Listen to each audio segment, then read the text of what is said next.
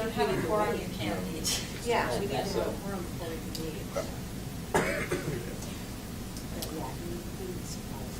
So now it looks like the backup is on the Clark County side, so if you took the back route, Yeah. I-5 is now open and everybody else is stuck at exit 21 by the ADJOURN. It always I got does. out ahead of it. That's funny. It's usually the way it goes, right? Yeah, So latecomers get those. and right at the casino, Yeah, there's a red start stretch. I thought it was different routes. Well, and then, you know, And right when I hopped back on the freeway, I got the message pop up from Google Maps. Is it still congested here? I was like, nope, it's clear now. Sometimes busy, right? yes, So yes. the trick is you go through Only when it's the nice, center, though. I but you don't don't go rain. down It'll be Sponge nice Road. again when You it's- go Yes, out it will Canyon be. Creek Road and you come all the way around. Oh, really? That's what I did. Yeah, I got off and I went up Royal. Yeah. All right, got me right into the casino.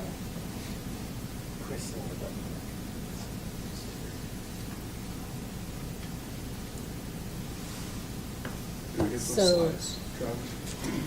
Yes, we have them.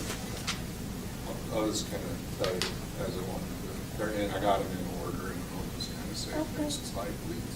Okay, I kept them in as a PDF, so I'll have to zoom in and out a little bit. Okay. Is that, okay. However it works. Okay. Oh, estimated delivery Tuesday.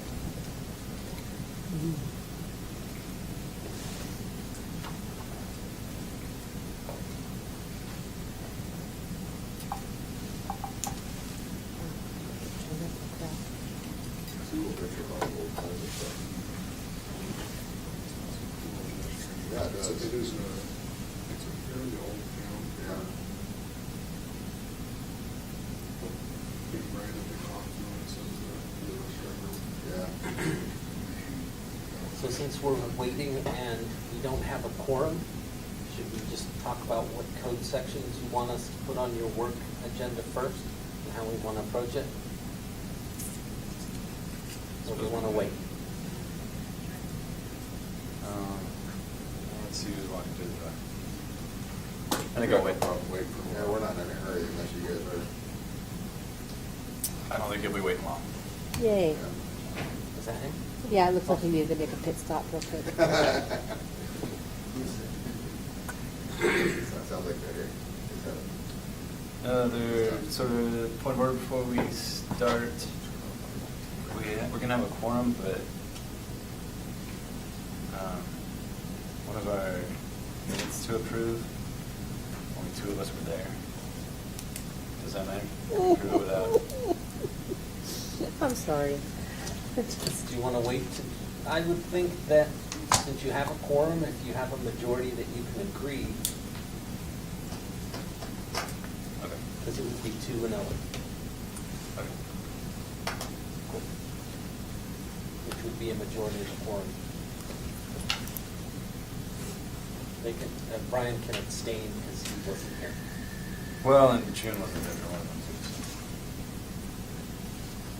too. It's not based on attendance, Okay. it's based on. I have gone live with the Just wanna recording, figure just so you it know, out. even though we haven't come to order yet, just so that people who are looking at home are not going, where are they? So.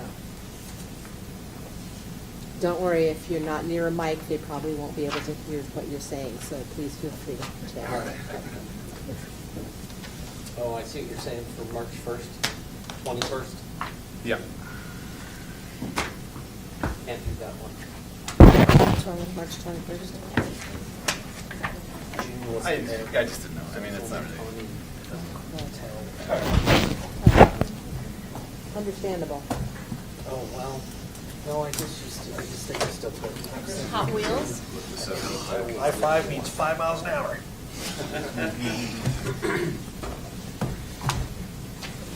So you could, sorry, you and Brian still represent the majority. Again? Okay. All right, I wouldn't wait. I wouldn't. Okay. All right, I'm gonna call this meeting of the Woodland Planning Commission to order at 7:04 PM. Let's stand up and pledge allegiance. I pledge allegiance to the flag of the United States of America and to the republic for which it stands, one nation, under God, indivisible, with liberty and justice for all. All right, thanks. All right, I'm going to remind the commissioners to eat your microphones. And just real quick, the role of the Planning Commission is to hold workshops, to review and make recommendations to the City Council on all manner of policy and legislative activities. In some cases, we act as a quasi-judicial board for land use cases, which can then be appealed to either the council, the hearings examiner, or court. That won't be happening tonight, but Janice, could you call roll? Brian Mattson. Present. Connie Taylor is excused. June Jones. Here. Tel Jensen. Here I am. Thank you. All right, so next up on our agenda is citizen communications for items that aren't on the agenda. Does anybody have something to chat about that's not on the agenda? No? Okay. All right, next up is our approving the agenda.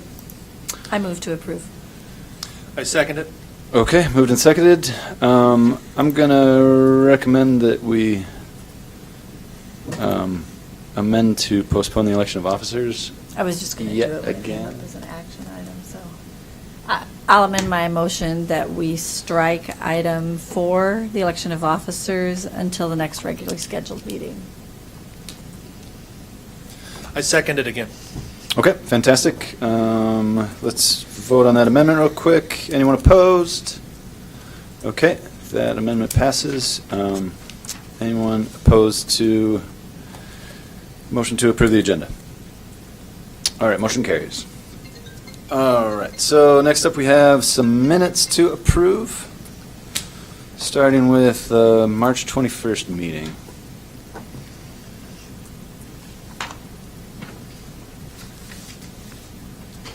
I move that we approve the minutes. Second. Okay. Question, was that all minutes or just the ones for March 21st? I looked through all of my move to, that we approve all the minutes from previous.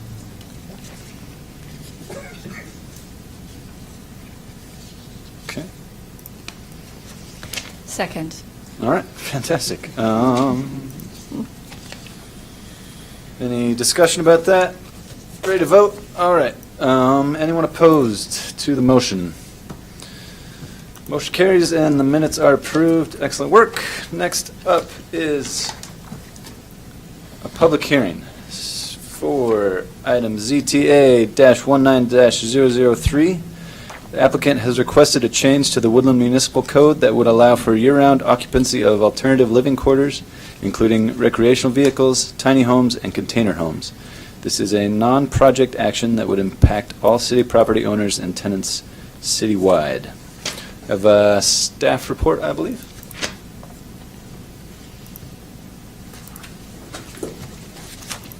Before that, while you're walking up here, anybody have any conflict of interest to declare? No. No. Fantastic. Well, good evening. I'm Melissa Johnston. I'm Associate Planner for City of Woodland, and I'll be presenting the staff report for the Zoning Text Amendment 19-3. So tiny homes, container homes, work campers, and digital nomads living year-round in their RVs. These are some growing trends in this country, and you may have heard some buzz about it in the news or maybe pictures in social media. And according to the RV Industry Association, there's 1 million people that live full-time in their RVs. And they go from job to job, and they've decided to ditch what they call sticks and bricks life for living a little bit more simply. So our applicant, Minister and Glazer Surveying and Woodland RV Resort, they're bringing this trend to our attention with their request for this zoning text amendment that would make full-time living in RVs and tiny homes possible in Woodland. And they invite us to take a serious look at this lifestyle choice and consider how it might fit in our city.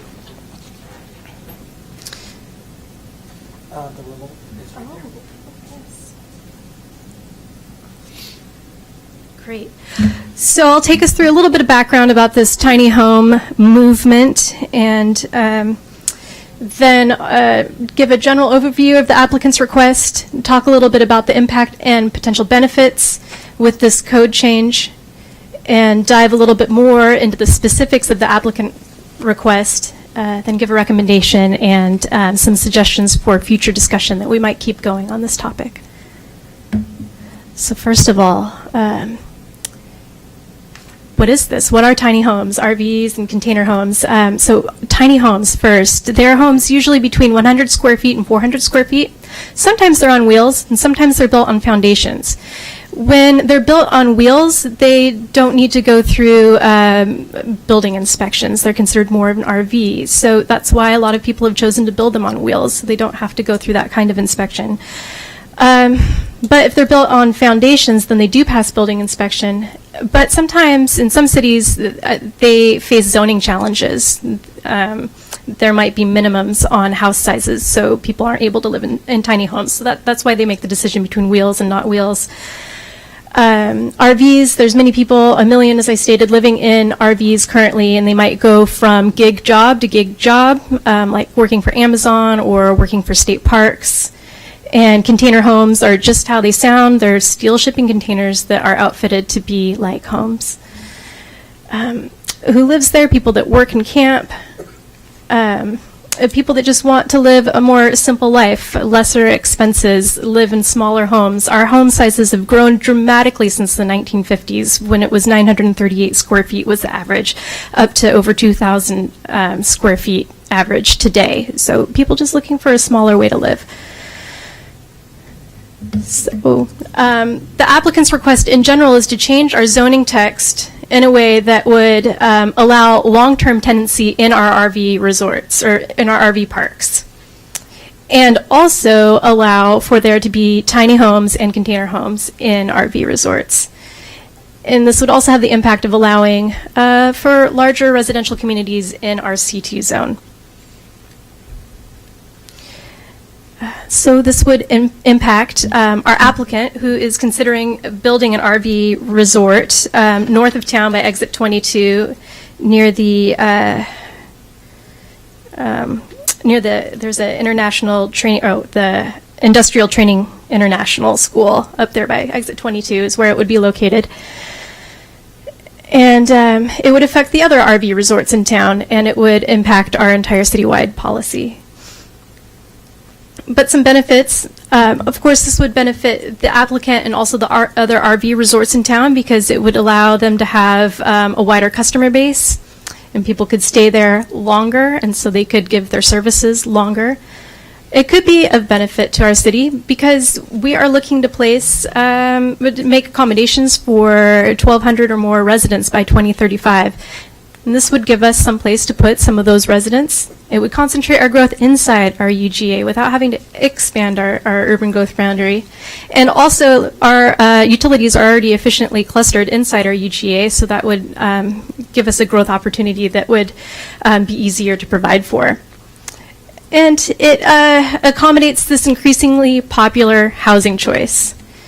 Right now, we have residents that demand it, and we also have an applicant willing to offer it. There's some current codes, first, that might make it more difficult, challenging for living at RV resorts. This is Title 17, Chapter 72, Section 100, Subsection D. And that involves criteria and standards for camper parks, and it says that no camper unit shall be occupied for more than 30 days. And so the applicant is looking for longer tenancy.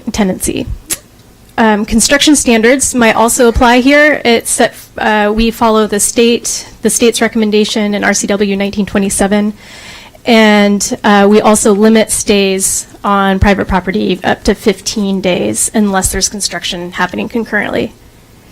Our definitions for camping and RVs are all under Title 17, Chapter 8. And another code that we might look at in a minute is our PURD code, which might allow for some types of similar housing already. So the applicant's specific request takes Creed, Colorado's code, which allows for long-term living in RVs, and applies it to our code. So first, they are suggesting that we change our definitions of RV park, camper, and camper. And I don't want to dive too deeply into their very specifics because I think that looking at different cities' codes is a very good way to go about this, but we might want to examine a couple different cities and choose what works best for us. And maybe instead of modifying the code that already exists, we'll want to write new code in addition. So, and then the last two codes have to do with the criteria and standards for RV parks. So extending the stay and then also writing a new section called alternative living communities. Which they recommend being section E, but that's already assigned to veterinary offices. So if we do that, I'd say, yeah, just make section K.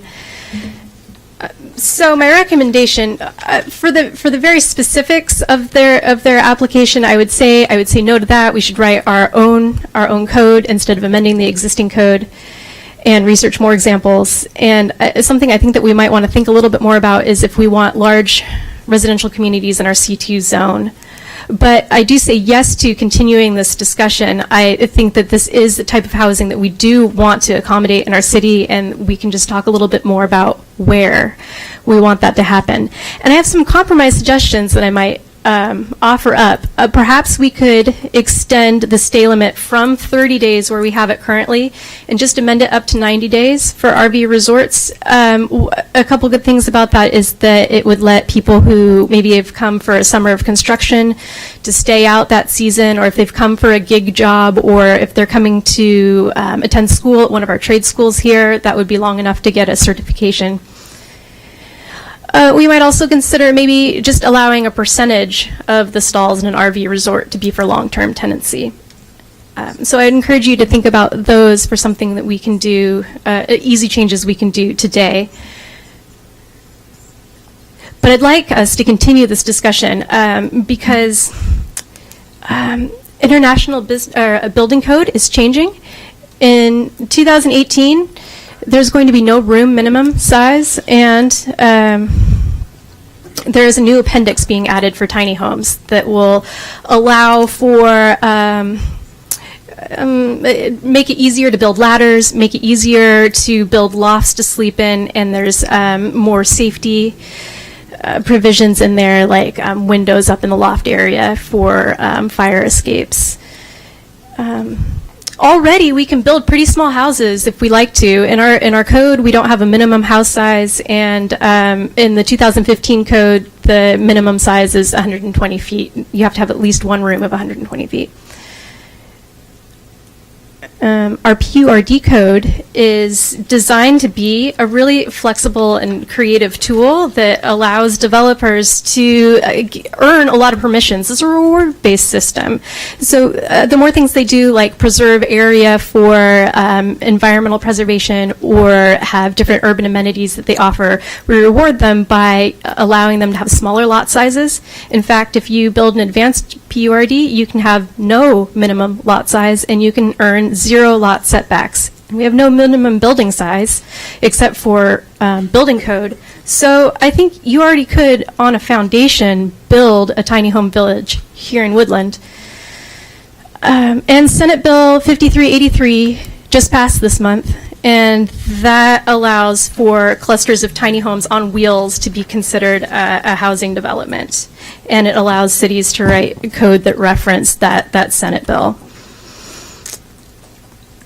So I would say I encourage us to just consider the possibility of how we can accommodate for long-term RVs and for work campers in Woodland, whether that's taking kind of the compromise route and maybe extending stays up to 90 days, or looking much further in our PURD code when Travis is going to present on some work plan tasks that we might take on. I think the PURD code would be a really good one to look at and consider how tiny homes might fit into that code.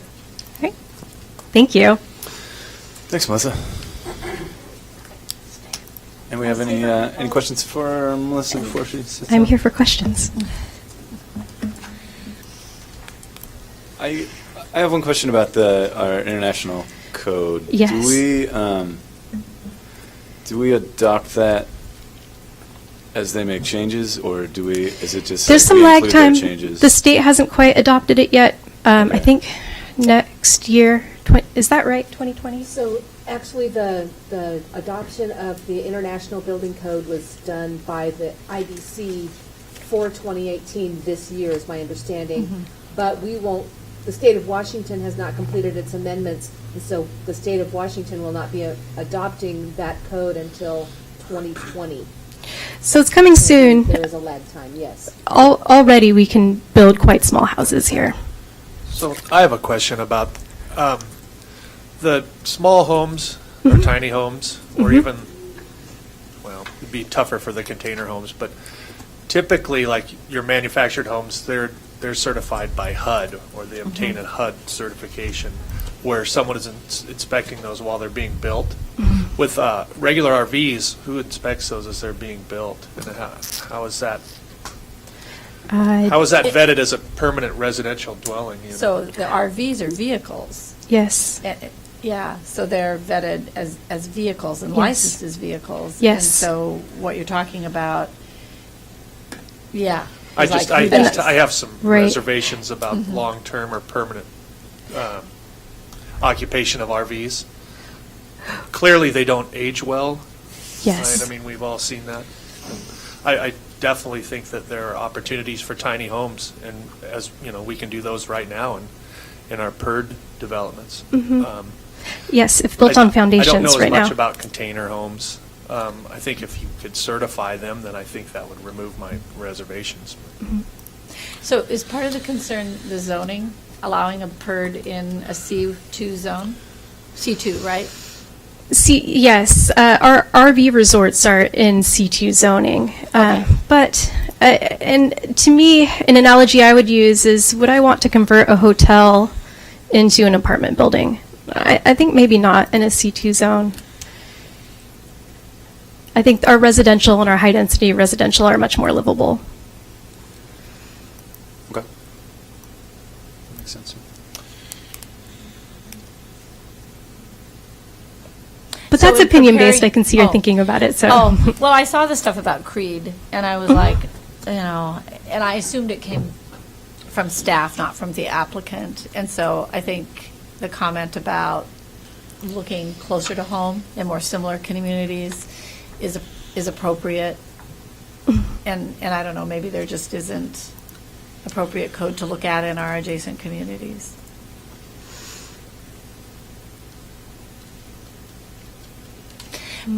I mean, my thing is enforcement. I mean, in our existing manufactured and trailer parks and camper parks or whatever, nobody's moving out in 30 days.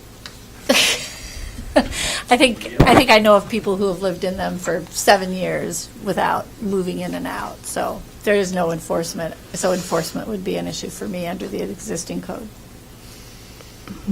let alone the health and safety issues that Brian's mentioned.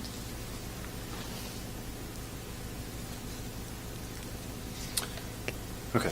Yeah, and we'll probably get to more talking about that in our discussion a little later. Any more Okay. questions for Melissa? Not at this No? time. I don't think we're. Thank Okay. you. Thank you. All right. Thanks a lot. Okay, so next up, the applicant have a presentation.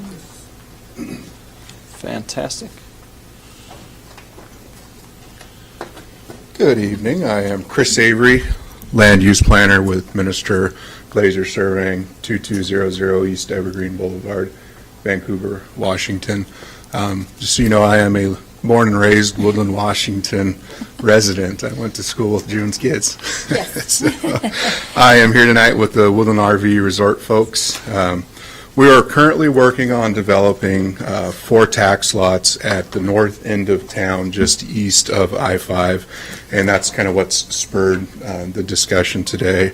After I speak, I'll have Bob Nelson with the ownership group for the resort come up here for a bit, and we have a special guest speaker here tonight, Todd McKellips, who is the executive director at the Washington Tiny House Association. So, just to give you a little background on where we are at in the process. So the plan is to develop the northwestern 12 acres, 2 of the 4 parcels as a premier RV resort. The northeastern 5 acres, the 5-acre lot is what we would like to develop as the alternative living or tiny house community. And the fourth parcel, which is down to the south and kind of wraps around the international training facility, they're going to wait and kind of see how things develop up there before they decide what they want to do. So this is, if you could go back to the first slide. So that's the site plan for the RV resort. Over the past 6 or 7 months, we've been working really hard with Cowlitz PUD to relocate their transmission lines. They have a 112 kilovolt line that runs right through the middle of that property, and we've got a plan in place now that will reroute the power lines down Old Pacific Highway to the south and then back up Green Mountain Road, which keeps the power lines inside of the public road right-of-way and removes the transmission lines from crossing this property, and which facilitates the developments of these sites. And PUD is definitely really supportive of that because it gives them better access to the lines. If they need to do maintenance or if there's an outage or if something goes wrong, we've got those lines down into the public right-of-way now. So this slide details what we're currently proposing for the RV resort. We're looking at 133 RV spaces with a mixture of pull-through spaces in the middle and back-end spaces around the perimeter of the site. There will be a resort office, clubhouse, game room, guest facilities at the entryway to the site, which is kind of that bigger piece that's down in the western corner. We'll have separate laundry facilities, caretaker residence, multiple dog runs and parks throughout the whole site. We plan to construct a 5 or 6 foot wide trail system that goes all around the outside and throughout the site. So go to the next slide, please. So that shows the layout of how we envision the individual pads. There are 2 RV spaces that are shown there. Each space is 30 feet wide by 70 feet deep. There will be a 20 foot wide by 70 foot deep concrete or asphalt pad for the RVs to sit on.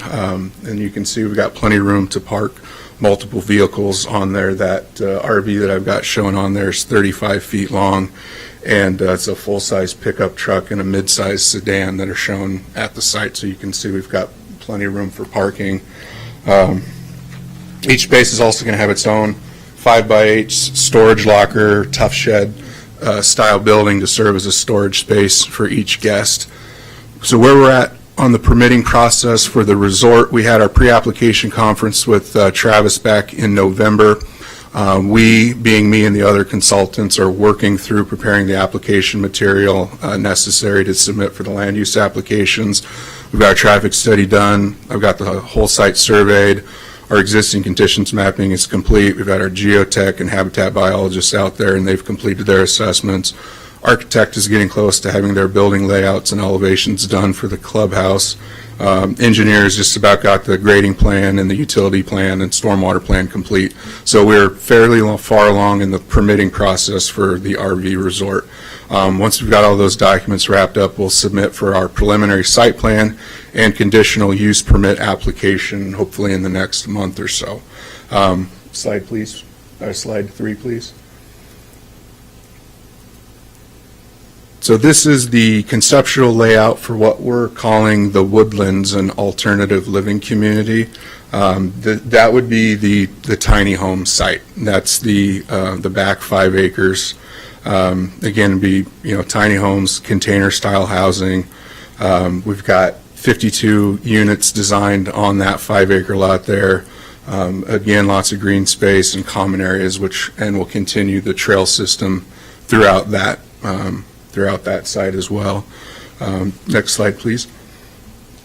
And this one just shows the layout of the individual pads. It's substantially similar to what we've got planned for the RV resort.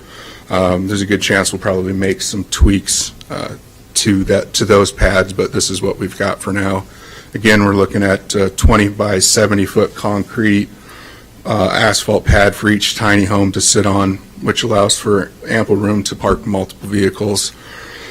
Each space will have its own 5x8 storage locker again, or we might even go something bigger on those ones to allow for more storage areas for the tiny homes. We have not begun the permitting process for the alternative living community because there's no path forward for us in the city's code to allow for this type of community in the C2 zone. It should be noted that the RV resort is allowed through a conditional use permit in the C2 zone, but the tiny home community is not allowed currently in the city's C2 zone. Sorry, Chris, Go ahead. does that hinge on the permanent occupancy? Is that the main difference? Travis, is that, yeah, there's no section of code that allows for tiny home communities in the C2 zone, but there is a specific section of code in the conditional use code that allows for camper parks in the C2 zone. Which is temporary duration. So, yes, and Right, so, okay. so we're getting on to what we want to see code changed wise. And then you can put up slide 5, please. And that just shows, the slide 5 just kind of shows the side-by-side of the two communities. We've got the RV resort on the front 12 acres, and then the tiny home community on the back 5 acres. And the back 5 acres, that ties back into Green Mountain Road on the east side, and then that's Old Pacific Highway on the west side there. So, any questions so far on kind of the Chris, specifics? the access that you're showing heading east, that ties into Green Mountain Road? Yeah, so Okay. right on the northeastern corner of the tiny home community is where there's that Green Mountain Loop Road that spurs off of Green Mountain. That's our eastern boundary there. Okay. So this goes all the way through. So on Right at to. the- I'm sorry, right at the bottom of Green Mountain Loop Road? Mhm. Okay, Yeah. thank you. Yep. So, on to our requested code amendments, and we knew that what we submitted wasn't going to be recommended for approval by Travis and the city staff. We did the old college try. we gave it our best stab. We found this code from Creede, Colorado that we liked. We think it could be something that city could use, but we're here tonight essentially to say, hey, let's try and figure something out that works for both the city, the planning commission, and for the property owners. So we have essentially 2 code change requests that we'd like to see made, and maybe we should have broken our proposal into 2 separate code amendment requests, but the first amendment, or the first change, deals specifically to the RV resort and the city's requirement that restricts us to a maximum of 30-day stay in an RV park per year. And that's that section of code, Brian, that we were talking about earlier, that allows the conditional use code for camper parks in the C2 zone. And so the crux of the issue for our resort is the highlighted section there, which is 1772 100D6, which states occupancy. No one camper unit shall occupy a camper site for more than 30 consecutive days per year. This standard shall not permit a camper to be moved off-site for 1 day or so and moved back in thereafter, which is an interesting section of code, because does that mean you can come back at all? Can you come back in 2 days? I mean, what is that? You could, the conservative reading of the code would say you can't come back at all for the year. You got 30 days and that's it. You could also read it that, well, maybe you could stay away for a week and come back, but the code doesn't really say, and so. Could you just move from space 5 to space 4? Well, it says you gotta leave, you gotta know. You have to leave. That was the intent of the code a bajillion years ago, and for a while, people would leave overnight and come back. Right, And by the RV park, yeah, and we all know that doesn't happen. it doesn't happen. So, I just love that 1 day or so. yeah, well, and the or so makes it completely, you don't know what that means. So we would like to either remove the maximum length of stay requirement completely, or change it. We can live with not more than 90 consecutive days, and then remove that statement at the end per year, and we'll move and thereafter and all of that. So the reality of RV parks in the Pacific Northwest from a business model standpoint is you have to have long-term stays. You have to have folks that are staying there for more than 30 days per year. You got to have the baby boomers that live here in the summer and travel to Arizona in the winter. You've got to have the temporary workers that are working on the big new construction project and are going to stay for 6 or 8 months in the RV. We know what the weather is like around here in the winter. And for the most part, the short-term 30-day occupancies are people that are here on vacation. And Those stays occur in the summer months. For an RV park to be a viable business in Woodland, there's got to be long-term stays and occupancies that can get you through those winter months when people aren't on vacation. And we know not a lot of people are coming to vacation from November to April. So what the owners plan to do with the park is to have guests move off-site for at least one night every 90 days. And if they're in good standing, then they can come back and stay in a different spot. And what that does to a certain extent is it ensures they don't start getting into a landlord-tenant law situation where if you've been at the park for an extended period of time, you become a residence and then you've got to be evicted. So that's the plan is for them to do 90-day stays. But we'd like to just have more flexibility. So that's essentially our first request. And then the second request is the much more broad and require a lot more change to the code. And it all boils down to we'd like to see a tiny home ordinance that allows this alternative type of housing in the C2 district. You know, we all know affordable housing is a real issue in Southwest Washington. There needs to be alternative housing types for baby boomers that are living in RVs. There needs to be alternative housing types for young people who want to live in a tiny home and not in your traditional style homes. We anticipate that veterans will be interested in this type of community, and we think that this could be a viable housing option for the city, especially with the city deciding not to expand its urban growth area. So if people don't want to expand out into the Woodland Bottoms and other areas around town, then we got to figure out how we're going to get more density and more housing inside of the city limits. And we think that this is a good option for that. So with that, I'm going to pass off the presentation to Bob Nelson, the owner of, co-owner of the Woodland RV project. Do you guys have any questions for me? I don't at this point. Okay, not just yet. I do. When you were talking about the 90-day tenancy and the landlord-tenant, did you look at that in comparison to the recently passed landlord-tenant revisions? No, I haven't had, that just got That passed, just so got I passed, yeah. haven't had time to. Yeah, so, because I was like, why aren't you going for 145 days? Is that what it is, 145? No. I was questioning why you didn't go with 145 days, because that seems to be the season, the I believe 6-month season. that was a recommendation that I think another RV resort property Made you on the 90 days. So, yeah, so that Okay. wasn't, that's kind of what we've Yeah. all just talked about. Yeah, the new landlord-tenant, I think it's a much more rapid tenancy problem Yeah. for a landlord. Do you know, does it specify length of time? Because I was reading through the RCWs today trying to find what the actual length of stay is, and I don't know that there is necessarily specified length. Well, the eviction process is much more difficult Yeah. under the new But act. the establishing residency, I think, is a lot more of a gray area than, so. Thank you, Chris. Thank you.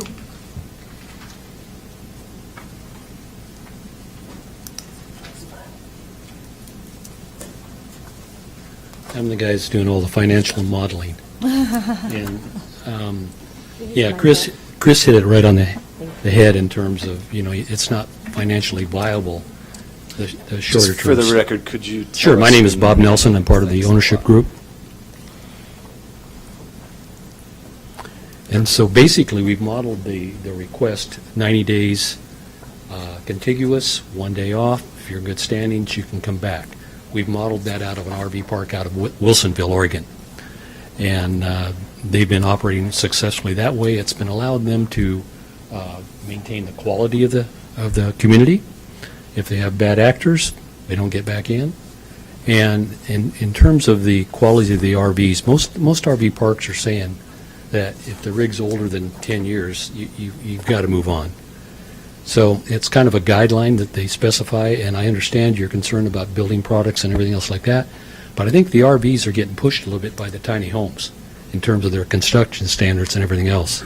So it's incredible opportunity for baby boomers to downsize, to travel, enjoy their retirement a little bit, and so that's kind of how we came to this conclusion, and then we got caught up in the tiny home enthusiasm, and Todd here, his organization was right at the governor's office through this whole process that then just got signed in the last couple of days. So he has a lot of details and input for you, or information on the tiny home movement, what's happening in this country. He manages it as a manufactured home park, and he's converting that to a tiny home community as well. So I look at this site up there, you know, it's in the remote area of the northern part of your city. It's an ideal opportunity to investigate some of the tiny home community, you know, the alternative living community. You have an opportunity to bring the old with the young together. When tiny homes are on the road, where do they end up going? RV parks. Okay? Portland's battling the tiny home on wheels. You can't have them in the backyard. Where do they go? You're wanting RVs off the streets. Where do they go? And so we're in a unique situation to have a prime piece of properties. Prime is a easy statement. We've got to move a lot of dirt. Okay, there's a lot of work that has to be done to make straight up. Okay, to make this a viable property. And we've had a great working relationship with the PUD. We're going to the expense of moving the power poles out around the city, I mean the site, if you will. And so it's a good time, okay? If not us, who? That property may sit there for 10 years just because of its terrain. It's already sat there for more than 10 years. Pardon me? It's already sat there for more than 10 exactly. years because of its terrain. Exactly. And so I guess the brave, you know, It's tough. we see the opportunity there. We see an opportunity for a resort, not a park. That's why the sides of the pads are 20 by 70. They're big. Okay, they're 10 feet in between. It's going to be a good operation. We're going to be bringing in high-speed internet connectivity. Cameron and I are both out of the technology field. These sites will be able to schedule with smartphones. It's going to be nice. Streaming environment. Chris showed us kind of a typical layout. Mhm. You said you were going to talk about a tough shed or some other, you know, maybe a little small outbuilding or something. Oh, to yeah. Put people's, is the rest of it going to be, is it going to be required to be vegetated? Some sort of ground cover like grass or something? We are having grass in between. Okay. Yeah, no, that's 10 by 70 of grass. And I don't know the answer to this, but you've gone through a pre-app already. Is there some sort of percentage of landscaping that's required? Right, 20%. 20% is the Right. percentage? Okay. And we have the 5 acres down below there as well as part of our project. And that counts as the landscaping, even if does it have to be usable recreation area, or can it just be natural vegetation? A portion of it does. I don't remember whether it's Okay. all 20% or just 20% open space with usable. Because, I mean, with the terrain as it is, if it's, 45 degrees Oh, slope and you're calling we're bringing a it down. recreation area. We're bringing it down. Okay. There's a lot of dirt that has to come out of there.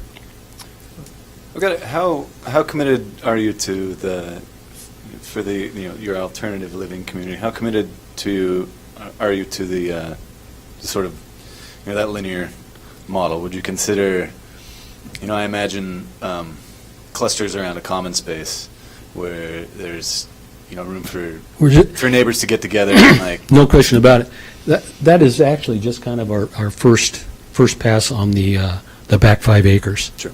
Okay, as this movement has gained a lot of steam, and I've been talking with Todd and Hannah and seeing the experience that's been going on, it just became a natural. The two could flow together. I could see people swapping RVs and tiny homes and all sorts of collaboration going on between the old and the young, which has a nice feel. I agree with you on the clustering. That was kind of my thought too. The intent is to have an outdoor swimming pool up there and an indoor swimming pool at the clubhouse down below. All residents can utilize the facility of the park. There'll be a gym, that type of facility. We'll have an on-site manager. We're looking at a nice Adair home for them. He comes with a lot of experience. He also has a print facility shop that he ideally would like to put a business center in on the park for those that still maybe maintain a home office or something. So Not a permanent commercial enterprise you're talking about, just a home office for people in tiny home, basically, well, basically, they would have access to that facility for generating. as part of the park. Yeah, it's part of the park, right? And so that's kind of what we're thinking right now. Regardless of whether you're tiny homes, if you can obtain a permanent residency for let's say all or portion, would that still be under the same management structure as the rest of the park? Yes. Okay, even though that you have the residency dynamic with the legalities? Right. Okay. So I don't see anything in our code about occupancy or number of residents, which you may work within what you will allow, but I see some issues with a family that is traveling in a travel trailer versus a tiny home with occupancy that would be higher than we would allow, number of bedrooms wise. And I don't see that addressed in the code. So I see a tiny home and suddenly there's 3 kids and 2 adults and 2 dogs and 3 cars. You can probably handle that through your rental procedures, but from a code standpoint, I don't see any structure in our code. I don't think you're going to find anybody with that, because how are you going to regulate what a family is or how many people can be in a family? I don't think anybody would touch that with a 10-foot pole. Well, I'm sorry, I called it I called that, but certainly I think the city of Vancouver is already talking about number of people that live in a residence, and landlord-tenant talks about bedrooms and occupancy. Sure. But I think we already have that situation in some of our camper parks here in the city of Woodland, where, you know, the school bus stops and a number of children get on the phone. They're not necessarily only adult. And I'm not saying that it isn't our right to have children. I'm saying I see an occupancy issue here. With the tiny homes or the RVs? With the tiny homes or with the RVs, whatever we call that structure. Mhm. Just, I think you probably have some input there from experience as kind of more of a question. Okay. Todd may have some Todd input. may be the person? He knows tiny Okay. homes. He's the person on that, and I'm going to turn it over to him here in a bit. But we're excited about the opportunity. We want to have an interactive session Yeah, and it see how sounds we good. get down the road, a win-win, and, you know, it doesn't have, you know, it's not our way or the highway and that sort of thing. We very much want to make this happen, and for us, it's kind of a long-term career commitment. Okay, and we're excited about the park manager that we have. He's had a landscaping business for 10 years. You know, just a nice family of people. And so we're feeling good about the people that we're bringing together. We can automate it. We can bring an incredible internet streaming capability to everybody. And it can provide for, you know, greater than 100 housing units. And I'm going to turn it over to Todd right now. Let him tell you about tiny homes, because that's what's happening right now. He's fresh out of the governor's office. Thanks a lot, Bob. Thank you. Thank you, Bob. Thank you, Commissioners, for taking a moment to meet with us. My name is Todd McKellips. I'm the Executive Director of the Washington Tiny House Association. We are located in Puyallup, Washington, but we say Seattle just because that's the biggest city around. So tiny homes obviously is a passion of mine. We took it up in February about a year ago, and was getting frustrated trying to run a business that was unsuccessful. My product was more illegal than marijuana in the state, and we thought that wasn't fair because we were trying to provide affordable housing, and as you are well aware, there's a need for it for people that want to be minimalists, for people that want to just have a in poverty, and people making six-figure incomes that just want to live differently. But the reason I'm here is to come and advocate for this community. I think it's a great idea, but obviously there's some decisions you have to make, and I kind of wanted to touch on. You did a great job talking about 5383, the Senate bill that was passed recently, which I got to warn the city that July 1st it has a requirement that the cities in Washington State and the counties will have to adopt zoning that will allow for the communities to be developed. They can't discriminate, saying that they can't be placed at all in their jurisdictions. And the law actually takes effect July 28th. But it does also demand that there's a massive gray area here that the Washington State Building Council actually adopt the rules around building, which is most likely going to be Appendix Q that gets adopted at the state level. They're just going to bring it down by December 2019, which means by December 2020, it's no longer gray area.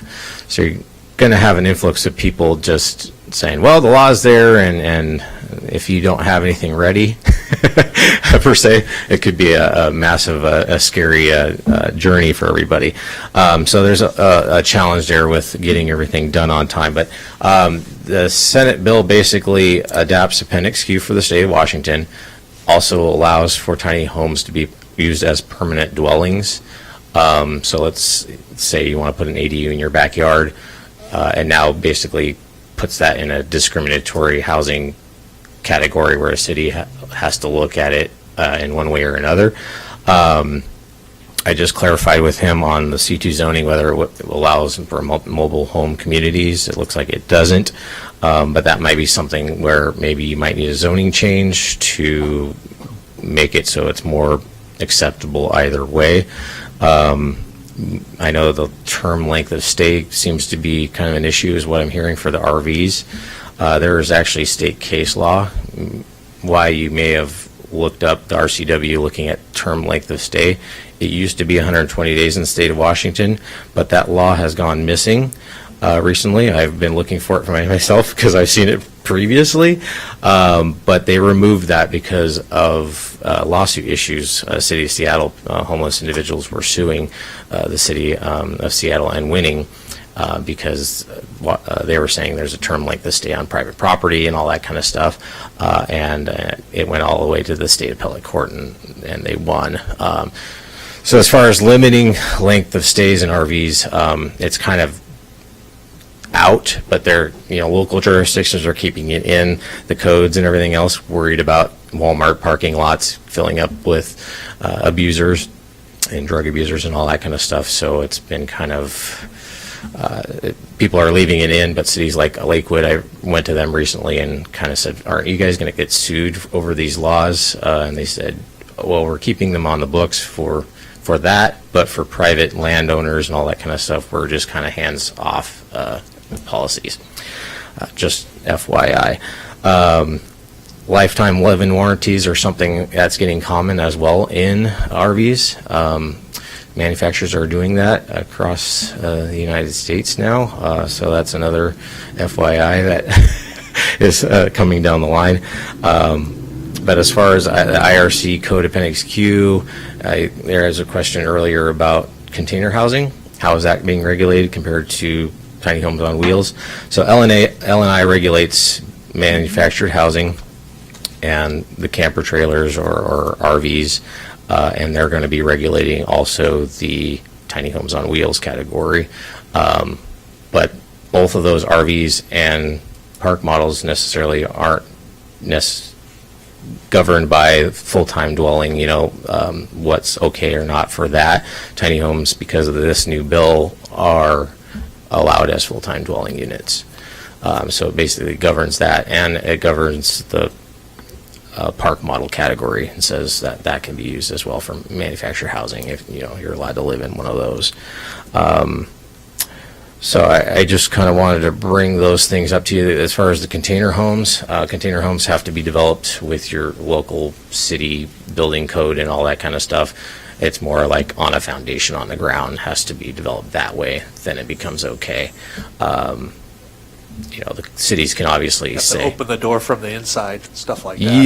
Yeah, and the cities can obviously put forward that, well, it has to be portable and for multiple reasons, but it has to have tie downs and stuff like that, so it doesn't just roll over in a hurricane like those happen a lot up here in the city of Washington. So, but yeah, I just wanted to mention those things, but also say, if it's a zoning issue of long-term stay or the tiny home communities, that might be something that we just have to look at, working with the city on redeveloping a new zone classification so that the city's not discriminating against this type of housing per se, but they're allowing this to be one of them, maybe the only one in the community, and therefore being open-minded about it, I guess. Have any questions? Yes, Yeah. actually. So the tiny homes are going to be certified by HUD? Like permanent? L&I does the inspections, so you While can they're actually being built, right? right? Yeah, at the production facility. So if you actually wanted to build one yourself, DIY, you can also self-certify through L&I. So they have programs and manuals on what everything needs to be built at, and you actually bring your unit to their facility and they do an inspection and give you the stamp of approval. Costs like $1,500, but some people find it worthy. I think I'm just used to, if you certify it as a permanent dwelling unit, then you can use it as a permanent dwelling unit. If Yep. it isn't certified as a permanent dwelling unit, then you can't use it as a permanent dwelling unit, right? It's just a clear line that I'm just used to from my experience. But Yeah, this if is there's some sort something of new. I know that there's a place out in Battleground that's building them. Mhm. They're obtaining HUD certification for them. Yes, And so you can. Clark County is allowing them to be placed permanently for, where allowed. Yes. Right? And I mean, if the tiny homes can do that, then I think that's the biggest roadblock for allowing a permanent occupancy, besides our argument of whether we're going to allow that in commercial zones. Do you see that similarly, or is that line as clear as I think it is? It's as clear as L&I is basically in charge of certifying them per this law that's coming down. HUD has different definitions of the code, so you can definitely go through HUD. HUD has been not so friendly towards tiny homes. I'm actually flying to DC June 1st to the 6th to do an innovative housing showcase there, and we're actually going to change the rules on what they see as far as HUD is concerned. So there's multiple categories. There's the park model, 10, 14, 12, 14 feet wide units. They can be on wheels, or they can have the wheels removed and tie downs and manufactured housing. And then there's the RV style, which, because of the RV style tiny homes on wheels, 8'3" wide, 13.5 tall, L&I is regulating those automatically, and pretty much showed up to testify for these bills, saying it was absolutely needed that they needed to regulate these because they were getting so many requests, and they were like already saying, well, even though it's under the 320 square foot right now, we're just going to say it's a park model standard. And so they were letting them through that way, and it wasn't necessarily legal, but they were like, You would let the tiny homes through similar to a park model. yeah, they were Okay, just I'm following. they were just stamping them. There's the metal symbol on the outside, the RVIA or whatever, and they're just letting them through. But they felt like that wasn't. They needed to change some things. So, excuse me for a moment. So, Yeah. I understand L&I doing their thing. I mean, that's who regulates manufactured homes. So I understand that. But the chassis, the mobility of it, who's certifying that? I mean, are they going, oh, you've bought a trailer, it's certified as a vehicle, you've put an L&I inspected structure on top? Is that? They regulate everything, the trailer and the structure on top. So, they look at, there's actually certification programs nationally. NOAA is one that is in Florida. You could actually certify from a distance, so you take pictures and video through the process and send them L&I your building is certifying standards. that this structure is properly secured to Yes, the chassis? yes, correct, and can be used as full-time dwelling. So, And then Department of Licensing, somebody inspects this vehicle before it's licensed to go down the road? no, L&I would do the inspection. L&I does the inspections. Who licenses it for vehicular traffic? So when you apply, you obviously have I mean, a how are we VIN. getting these to the site legally? Are they being delivered, or are they coming over They're the road? going to be basically like we went in and bought an RV at an RV dealership. Okay, so they're going to be licensed. Yeah, and the difference is full-time dwelling compared to the argument of, well, RVs aren't necessarily full-time dwelling units, but that this state law is going to be basically that they have to be allowed as full-time dwelling units and not be discriminated against. I've seen some really nice park model homes. Yeah. Really nice ones. But do they have to keep their axles and all the chassis together? Is that the thing on those? Is that why? Because and I'm not a building official, okay, and I don't play one on Yeah. TV, but you have to fix it to the ground, right? Yes. You have these seismic requirements, correct? I mean, Yeah, tie downs, that how does whole that bit. happen in tiny homes? Do they? No, they're, This yeah, general and- Manufacturer. yeah, he's a manufacturer, Ken Sasan over here. Manufacturer, the only one in the state. Excuse me. Yeah. Can you come to the mic? We We'll can't hear have you you. come up. Yeah. I'll have you come up, Ken. Great. Yeah, I'll have him come up next and explain all that. But the 8'3" wide RV tiny home units, they do not have to be tied down. They're just like a vehicle. Actually, there was a lot of questions from senators and House representatives on, well, you know, how can we know it's earthquake proof and everything else? Well, they're pretty structurally sound. I mean, you hear about houses falling in on it, but you will never have that with an RV or a car per se. But yeah, they're very well built, and they can be tied down. They can have the wheels removed. You can have skirting around them if you so deem that necessary in your code development. That's one thing that a lot of cities have been fighting back on, was they don't want any wheels, they don't want any transient living standards set in their cities. But this bill alleviates the whole concern about that. They have to comply. Let's do this. But you know, you can also put in as caveats that you want tie downs, you want skirting around it, and you want it to be more of a permanent structure, I guess. I keep going back to the same, I keep circling back. If you want it for permanent residential use, then should it be restricted to the residential areas and the residential zones, right? So that's the big question that we're going to have to talk about is, do we want to take commercial land and use it residentially? Now, right now, with a 90-day limited stay, it's commercial. If it's longer or permanent, now it's residential. That's pretty clear, right? Yeah. Would you agree with that? Yeah, and you could, I mean, again, if it's only temporary and you want it to be a recreational use park. You don't have to tie it down, then, it's temporary. Yeah, right? then you can just state that.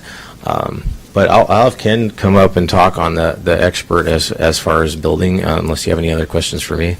I don't. Yeah, so. Just a quick comment. I think that's why Melissa recommended that we look at planned unit residential development in a C2 zone. Sorry, I'm gonna We stop can't you hear just you at It's home. recorded. This- It this needs to is- be recorded. just so that it's part of the public record. In case people are watching on Yeah, TV. I appreciate I it. think along this lines, this is why Melissa recommended that we take a look at the planned unit residential development in a C2 environment to accommodate this, and I think that was some of your thoughts, right? Or yours? Yes, we should look at the PURD code. Yeah.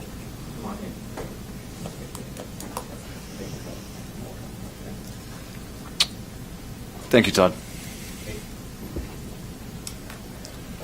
Go ahead and ask your questions. I'll see if I can answer them. I think it had to do with fixing it to the ground. Yeah, let's need to get your So, name and address when- before we Yeah.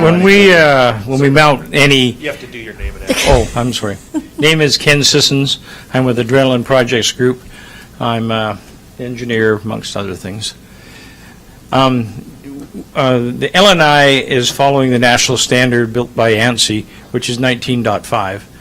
And also, they follow all the electrical codes and all that sort of stuff. So when the units are built, they have to conform to all of these different standards, very similar to what the building department does. In our specific case, we build to IRC, to all the IRC standards, including insulation, that sort of stuff. Now, when it comes to tying them down to the ground, we use, in our construction, we use hurricane straps and everything to tie the unit together. When it comes to the ground, every 8 feet, we put in a strap to tie it down to the ground, whether it's a concrete pad or a gravel pad, whatever, we use that. And we use jack stands to support the structure. And the wheels can, actually, we believe they should come off because it makes it difficult to level them correctly and so on. So the tongue and the axles are both come off, are both removable. And usually they're taken away just because the brakes deteriorate, so the thing is no good for another trip anyways. The tires are only good for one trip, so on. So they're taken away. The same as they are with mobile homes. Mobile home, they have electric brakes and that sort of stuff on them, but they deteriorate so quickly from moisture and that sort of stuff that they have to literally be taken apart before each trip anyways. So that's the reason why they're removed. The code says that they should remain there. Should is a key word because they're supposed to be RV. So park models here in the state of Washington are park model RVs is what they're called. And but all across the country, the LNI standard here is the same in in, Washington, is the same in Oregon, so on. It's now a standard across the entire country. Everybody's following 119.5. RVIA and NOAA are two separate organizations. They're basically a dealer organization that goes around and inspects we're RVIA as well. They come around and inspect what you're doing, and then they give you an RVIA stamp besides the LNI stamp. So, but it's the same thing. They come in and they give you a code book to follow, and you follow the code book and you go from there. So you're building tiny home park model We mobile build homes. everything from 8.5 feet to 40 Right. feet wide. Okay, so they're not vehicles. You're not building a vehicle because you're going to remove the tongue and the axle. What's the cost of putting it back on every 90 days? That's what I'm going, like, you're not talking about a Okay, readily if you're going to movable remove it and put it structure. back on, Uh-huh. it takes, one of my crews about a half an hour to reattach the axles and the tongue.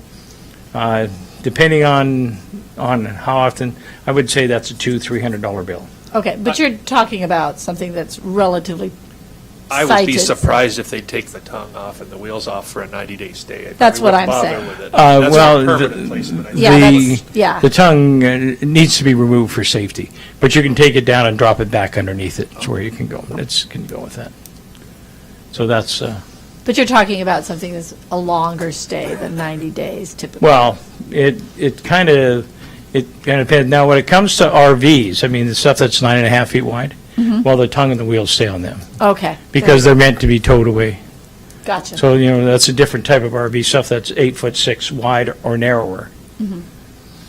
You had mentioned ANSI standards. Are those, the electrical is the same as in a regular NFPA 70, yep. manufactured, federally certified home? Correct, yep. Okay.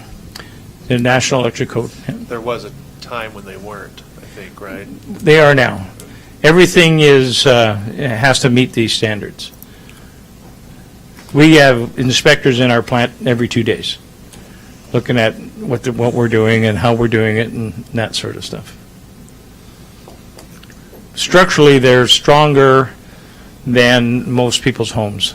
They're not spanning as far, right? Well, they're not expanding as far, but they're interlocked differently, so they're actually stronger than the home you live in when it comes to a windstorm or something similar. Maybe this isn't a question for you, Kim, but how would you see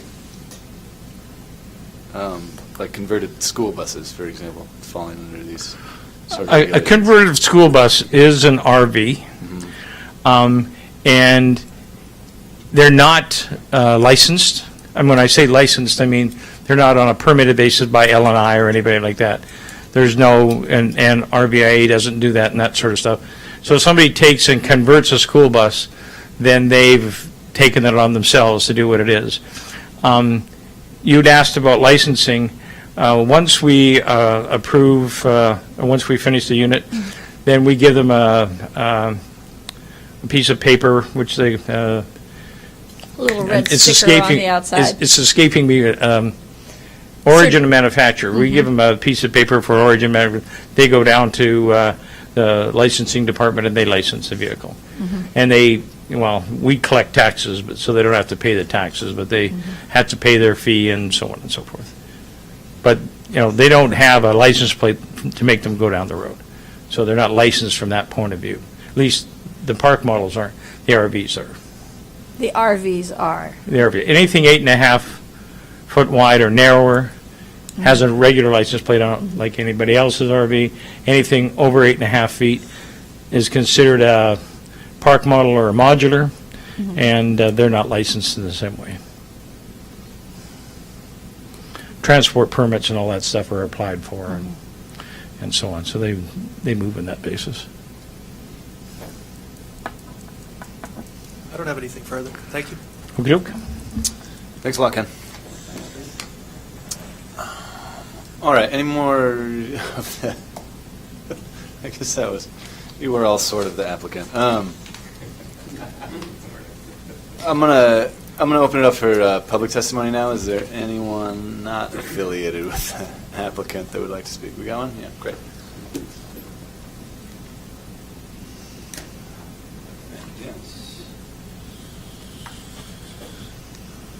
Okay, Whitney, is this about what we're talking about? It's, okay, so I'm gonna, I do have something now that, well, it's not about this project, but it's about the code for any of this. all right, yeah, fantastic. And we'll, maybe we'll save this for Yeah. after we finish this workshop. Sure, that's Okay, fine. cool. Thank you. Whitney Rabb, 115 Mackenzie Road, here in Woodland. The only thing I had about this that, so I live on an acre, but I'm in the city limits, and my dad lives in Nevada, and they come up every summer, and per our codes, I can't, even though I'm living on an acre, and you can't even see my house from any road, we're not allowed to put like a permanent like concrete pad with an electrical or water source to it. Not that he would be living there year round, but you can't do it for, I can't remember.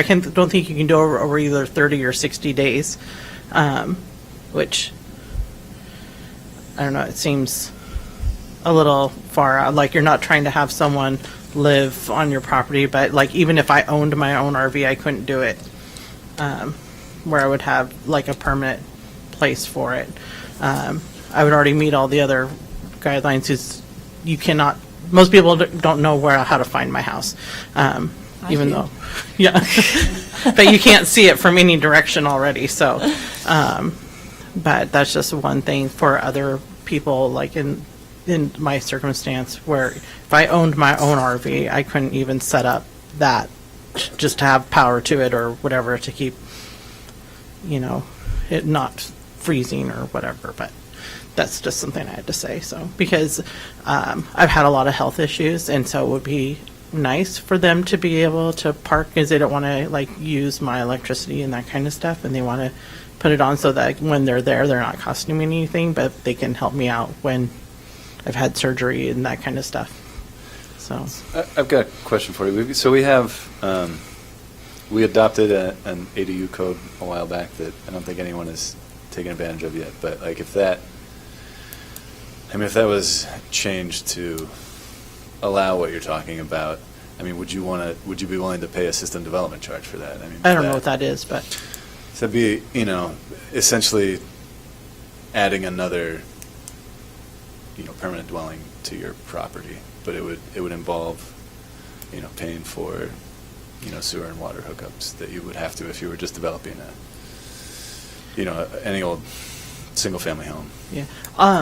All I know is my dad had talked to, who's an architect, who talked to the city, and he said that he's not allowed to do it, so, at all. Wendy, what would you, if you got to pick a duration, what would you pick to allow temporary staying? You're not talking about a permanent stay. Yeah. If you were to pick a duration, what would you be thinking? That would be fair. In to- my and circumstance, it would be you like. you have to make yeah. it for everyone, Yeah. even if you can see it from everywhere? Yeah. Because you can't just make a rule. Yeah, I just know the city has a code that I think that they used to enforce it a lot with the RVs, where you had to have them behind a fence and that kind of thing, unless the code's changed over the years. But I don't really know, like, for like a planned development is obviously different. People are planning on living there year round.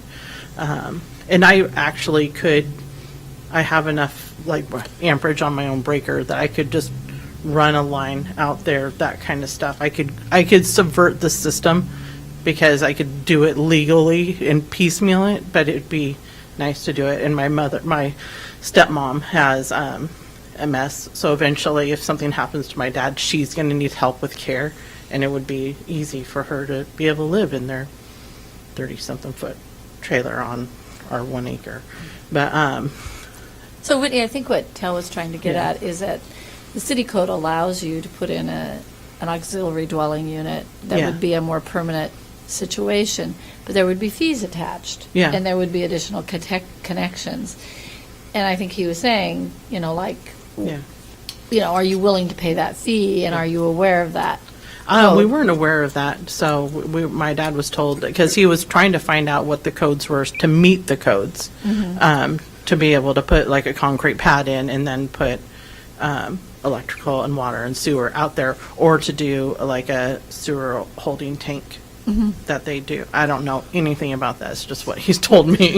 I've never had an RV. Yeah. So our code does not currently Yeah. allow that. It would have to be a permanent structure. Yeah. But so I guess what I'm wondering, and maybe the other commissioners are wondering, is, would a change to that code to allow you to, pay a fee for the utilities involved? Yeah, we were never trying to not pay a fee. We were Okay. just trying to see if we could do that. So Right. we were told that we couldn't, so.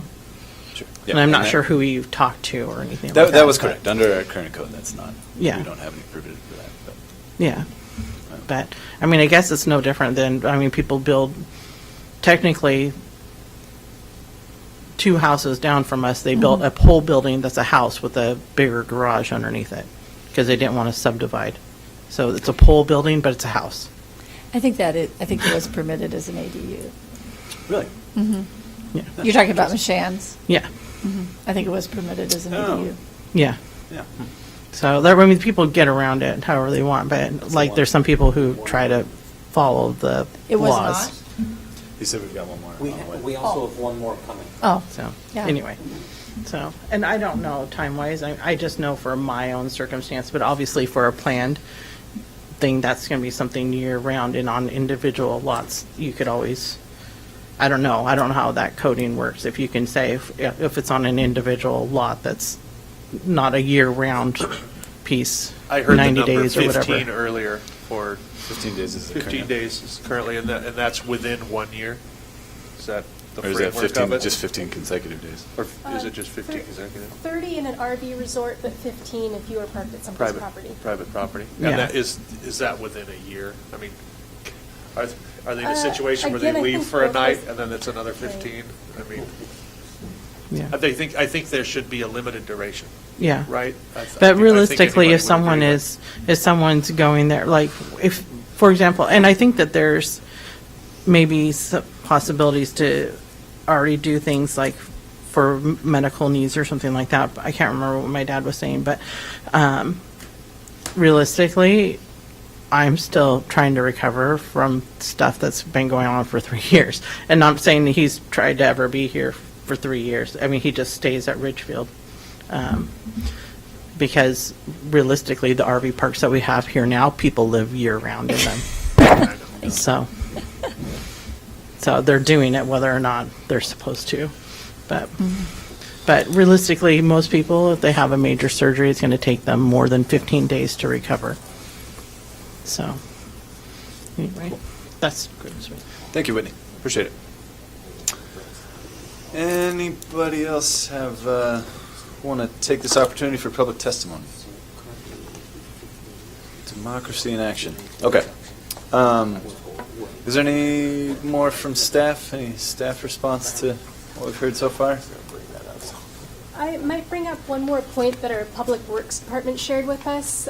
Looking at this section here for tiny houses, they suggested that if it's permanent placement, that each one, they would prefer to have it connected to water and sewer. Okay. Oh, each individual, okay. Okay. The RV ones, or the RV spaces are going to be on a communal system? Is that correct? Oh, there'll be individual hookups for each of those? Sure. Wow. Okay. Individual PUD as well? Or are you going to do a pooled PUD connection? Electricity? Are you going to be individually metered for electricity? Yes. Really? Okay. Be able to turn that electricity on and off remotely. That was a yes, by the way, for the record.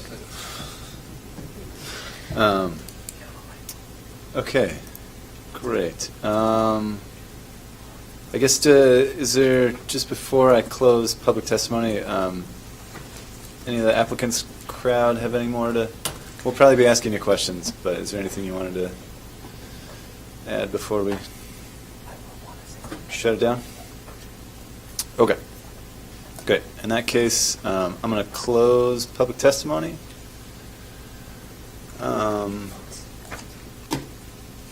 And it's time for us to deliberate. I kind of feel like we should take a short break, if that's all right. Just real quick, how about a 5-minute break?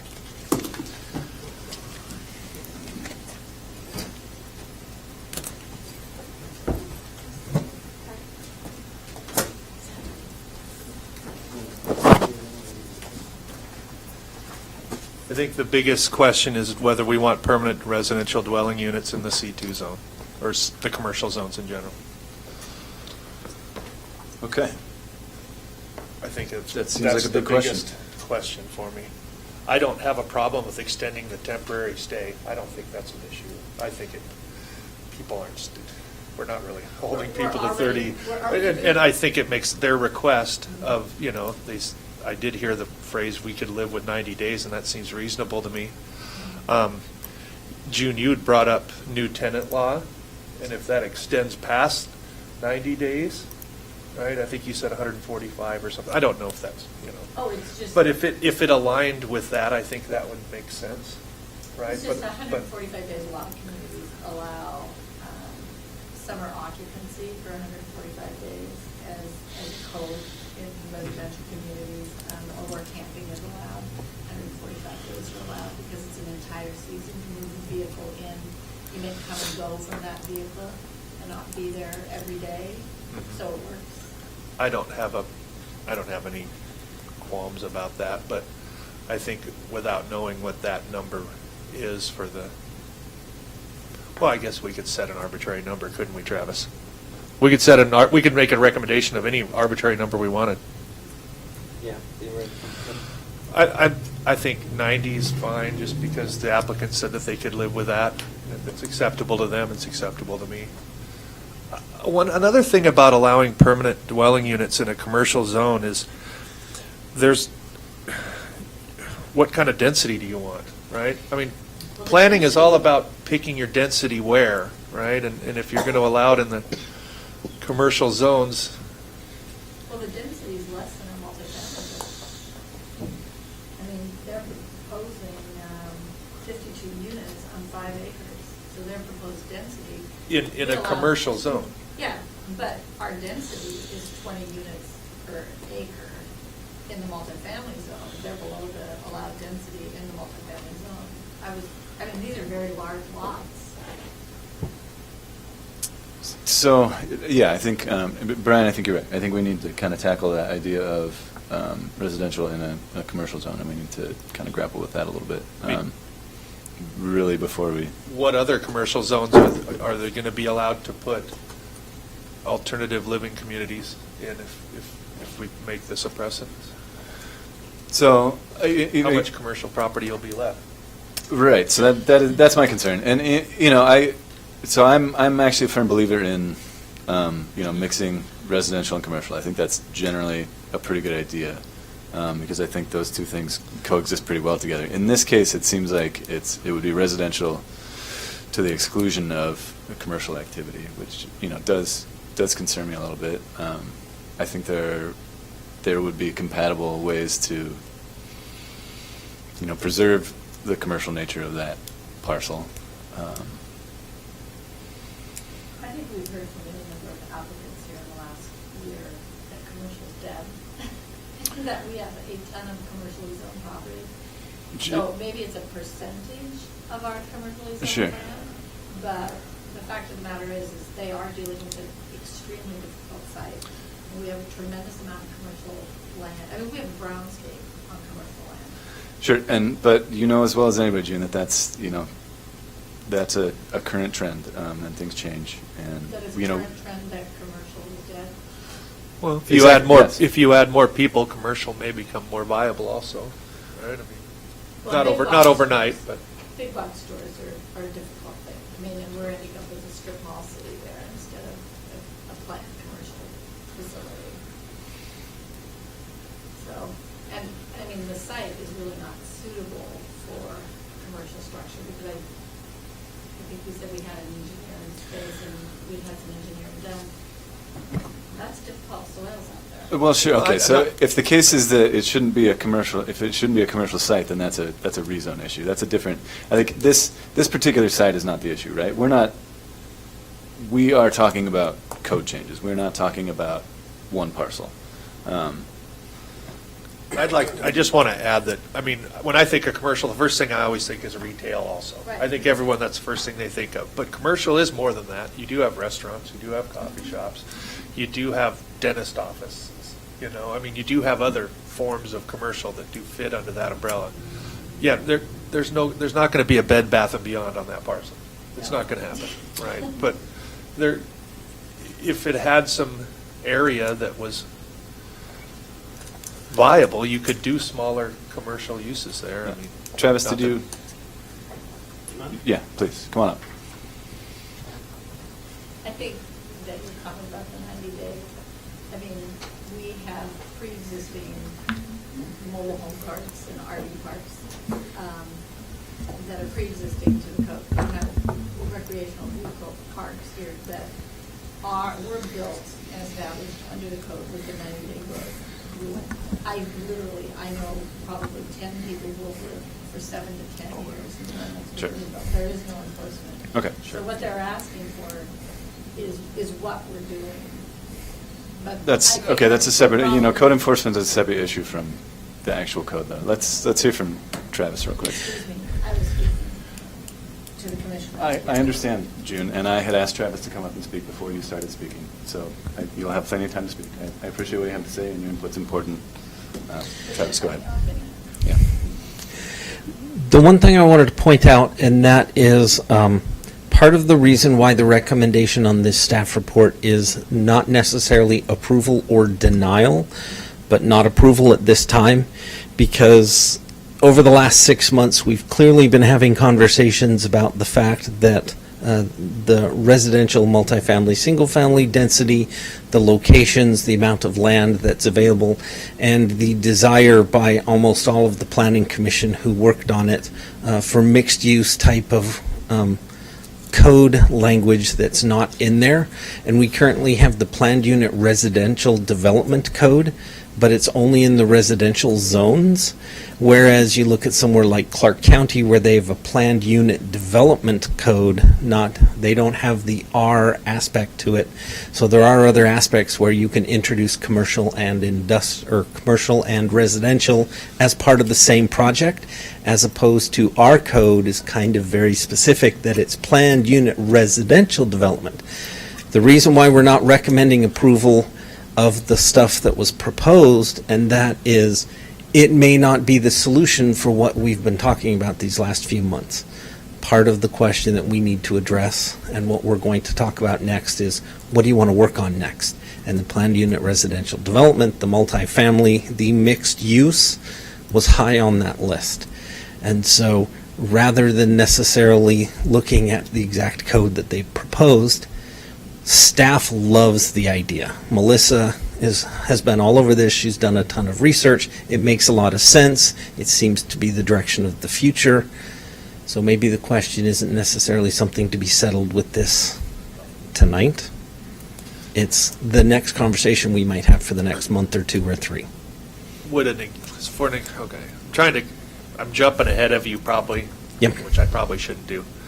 But if we look at the PERD section of code, we could theoretically say, okay, we're going to allow a PERD in a commercial zone, but 33% of it has to be commercial. Things like this to get the mixed uses all in symbiosis and harmony. Those, I believe, are the exact questions that we should be asking. And it's not exclusive of what they're doing. They're talking about doing it for phase 2, which may be perfect, because it may take us a while to figure out how we want the phase 2. Like, for example, of course I left my notes. Really what we're talking about is the intersection between commercial and residential and mixed use. And is this truly a residential development because people are living there, or is this truly a commercial development because it's in the commercial zone, started out as an RV park? Those are some of the questions that aren't necessarily addressed without that kind of conversation. So my understanding was that, so SB 5383 that passed, that would, we will be required to allow these in the residential zone. Well, and one of the in some form or questions another. is we may already, because of our PURD allows them under certain circumstances. Are those the only certain circumstances that we should allow them in?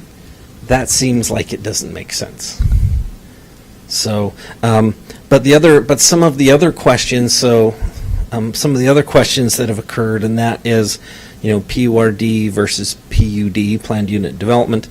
How are we going to handle the traffic impact fees, the school impact fees, the park impact fees, the connection costs? Those are the kind of things, because not all of these will have kids. But there has to be some kind of data out there, and we need to spend some time actually thinking about, with the school district, what's the actual school generation.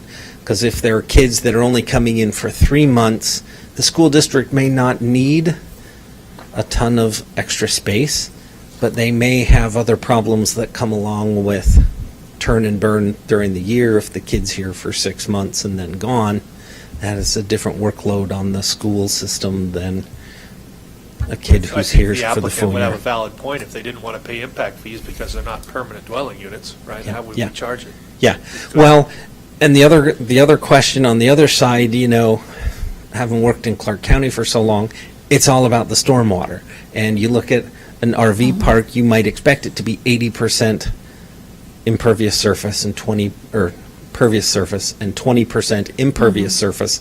Whereas if this is going to be a residential design, maybe the PUR or the planned unit development requires 40% impervious surface. So your pad is impervious surface, but your backyard, your side yard, your front yard, or your parking is on grasscrete, and there's more grass than there is.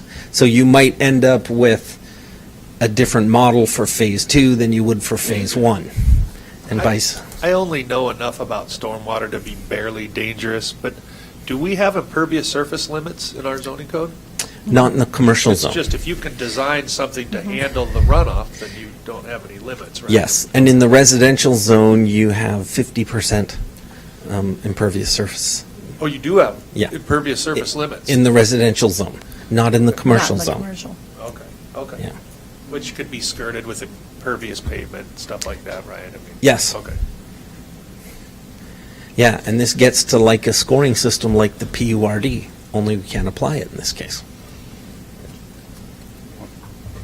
Well, I really like the proposal of the applicant and would be Thanks, Jeff. interested in moving forward with accommodating what they'd like to do. How would you two feel about, at least one thing that we could actually do tonight, recommending extending the limit on, for single-family and, for single-family parcels, where currently there's a 15-day limit, what Whitney in particular was talking about. I don't have a problem with that. Okay. I'd be in favor of extending that past 15 days. That seems pretty short. Okay. And also, I think the 30-day stay in an RV park is unrealistic also. And you're right, nobody holds to it. But if they were, I'd rather it was 90 than 30. So I understand Whitney's concern. I just feel like that's kind of a knee-jerk reaction for us to change that part of the code when the applicant's here asking for a code change to 90 days, which we're in general agreement about. And we've actually had balanced presentations about it. I think changing the 15-day in the residential is kind of just not, we haven't done any conversation about what that means from site distance. Whitney's in a unique situation.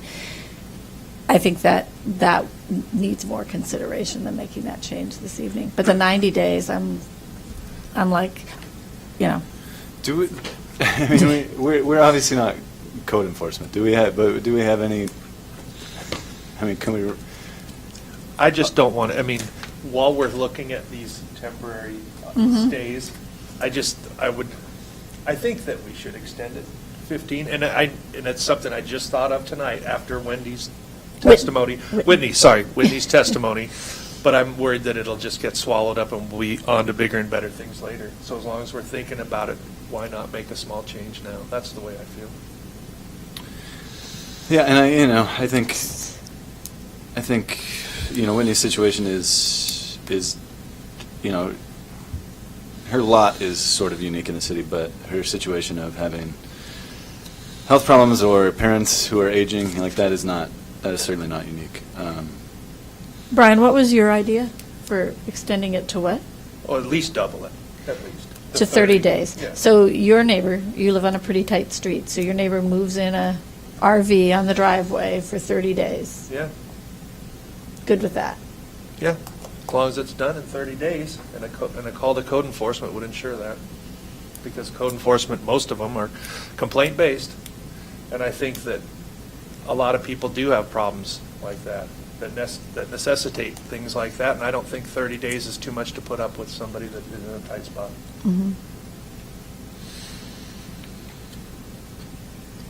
How many times a year? That's a tougher one, because I don't want it to be 30 days and then my neighbor to leave for a day and come back and put it in the same spot. I don't want that. Well, we could also We could include put a a framework. minimum. So in between. certainly I've seen private covenants that provide for not more than 4 times a year, or not, limits like that, but. If we're going to do multiple times a year, I'd rather shorten it. Instead Okay. of just one 30-day span. Okay. But you could probably make an argument for that. I'm just tossing out an idea that Mhm. ways I've seen it limited before. But it is always problematic. Sure. There'll always be people that take advantage of it. There's always a couple people that wreck it for everybody else. That's undeniable. But Christmas, 4th of July, a lot of people bring their RVs, have a big party in the backyard, especially on a lot like Whitney's. Although I don't know that she does. No, Well, you can pretty much move an RV in every weekend and then move it out Monday morning before code enforcement shows up for work, right? Mm-hmm. Tuesday. Or you could just stay at our park. Which would be better. Okay, well, let's plan on doing that. But back to June's point about sort of the de facto situation. I feel like we should be in a situation where we want to align our code with what we actually want people to do, and also have a reward for the people who are doing right by the city versus blatant disregard for our existing code, right? So if people are already living year-round,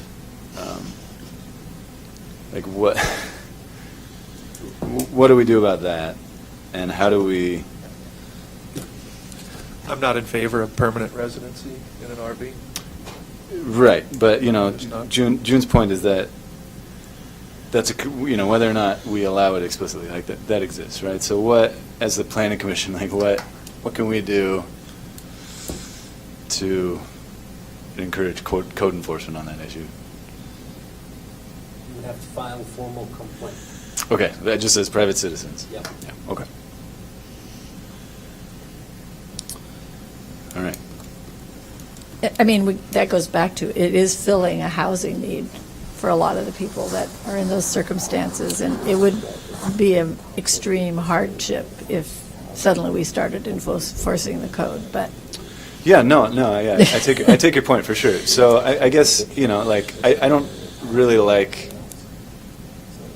just turning a blind eye to it, right? I feel like we should have, if we want that opportunity to exist in Woodland, I think our code should reflect that, rather than just it being an open secret that this is going on and not enforcing it, right? Oh, yeah, no, agreed. But Brian, your concern is also that's important.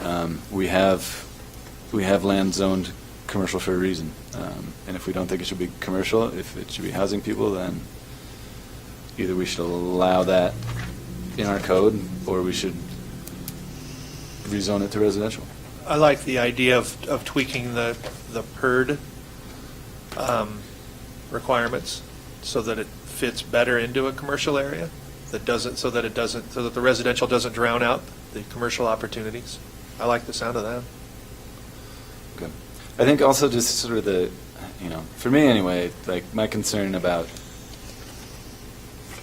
is sort of taking commercial opportunities away. Like in this situation, it seems like though these might be permanent residences, they are not quite as permanent as a stick-built home, right? So if the economic climate changes and all of a sudden some commercial development on the land makes sense, that's still relatively not terribly onerous to. Well, this is a check. commercial use as long as it's not a permanent occupancy. If it's 90 days, it's still a commercial It's a use. commercial use, it's an allowed use. Sure. So it's flat Even out if it's allowed. 145 days, it's an allowed use. Sure.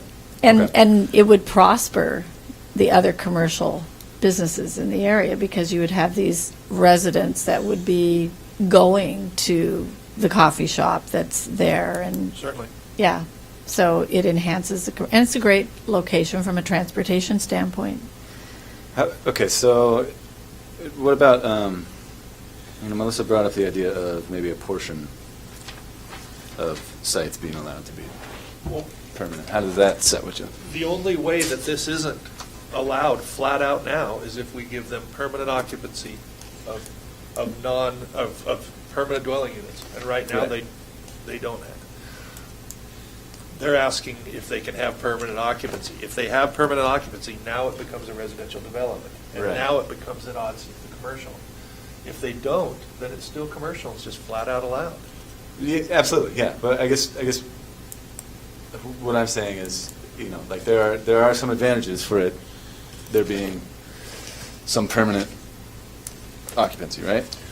Like, Yes, and maybe eventually, or our future work sessions or whatnot, when we dig into the third. Okay. I think that, there's a lot of flexibility that could be had in that section of the code that isn't quite as rigid as some of the other Sure. zones. And I think that'd be Okay. a great way to tackle that. So one of the benefits I see is that instead of having, and, in my industry, in the last week, I have had 8 requests for vacant lots where people could turn it into 4 residential pads for RVs in existing residential neighborhoods. So the pressure to do this is obviously very active, and it's happening in the community outside the city limits already.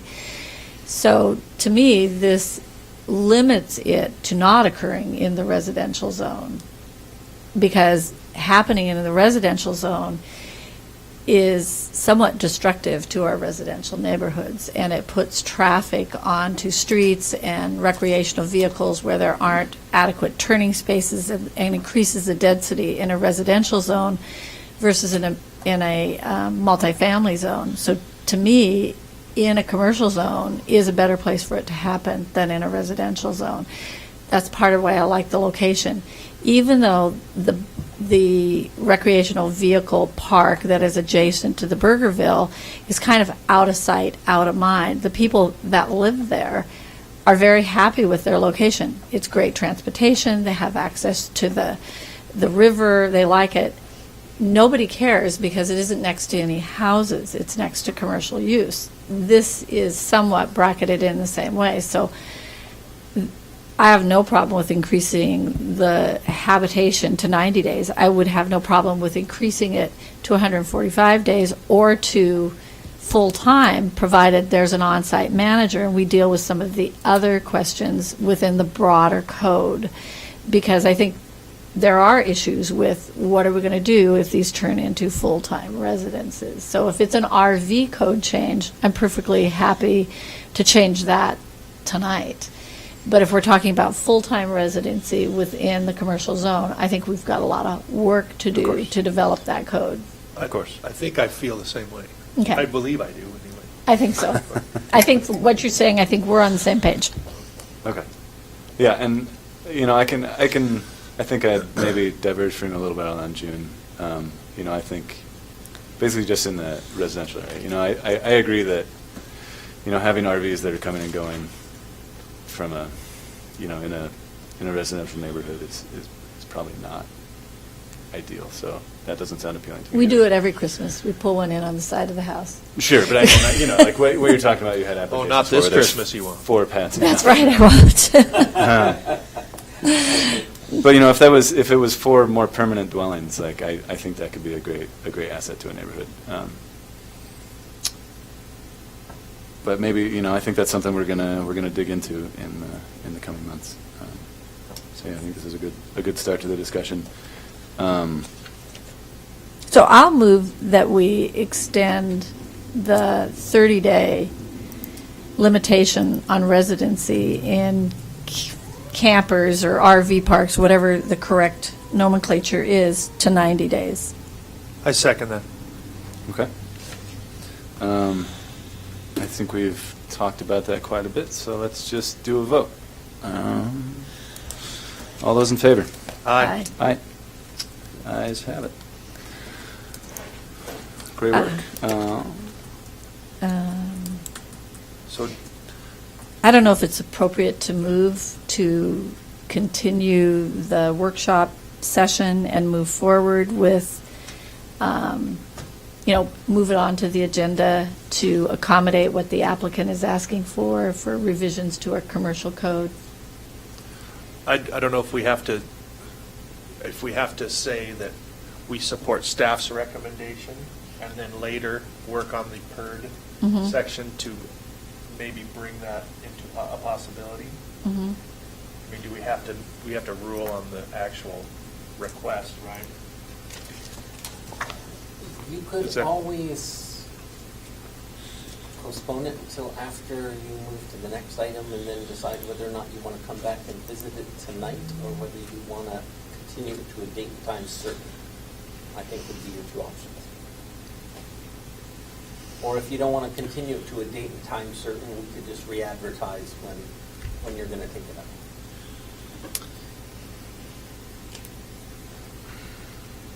That kind of sounds like a better idea to me. I defer to whatever you want to do. I'm more curious, we're at a public hearing.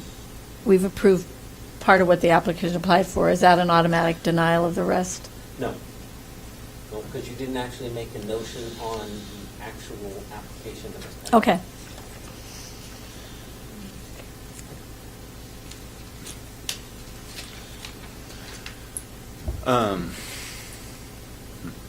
Okay, I move that we accept, or I move that we follow staff's recommendation at this time and do not let permanent residential dwelling units be allowed in the RV parks.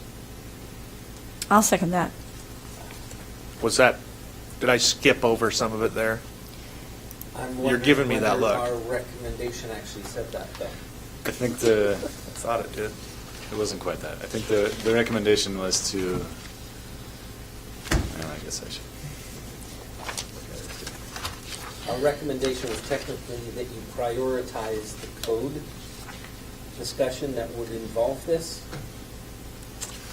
as the first item on the I move that website. we prioritize the zoning code section that pertains to this.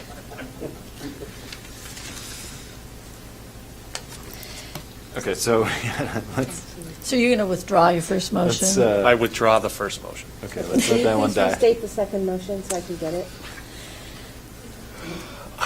I move that we postpone, that we prioritize the zoning code section. I lost it, sorry, Travis. Here you go. You had it there for a bit. I did for a minute. I think, okay, let me give a stab. I move that the commission prioritize updates to the Woodland Municipal Code, including the planned unit residential development code, to include alternative living community language, and to review the zoning districts in which a PERD can occur. This includes considering the possibility that a PURD could be permitted in commercial zones as a way to facilitate commercial, residential, mixed-use developments. Okay, so now did June move that or did Brian move I that? did. You moved it? Cool. So, Thank you. how about that next paragraph?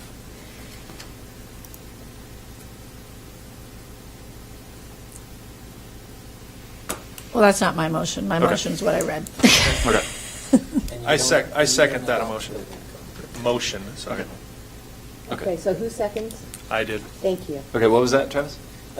This is a reference to the building code that's being considered. So Okay. you can't technically adopt that at this point. Okay, all right, fantastic. All right, any more to say about that? You ready to put to the vote? Sure.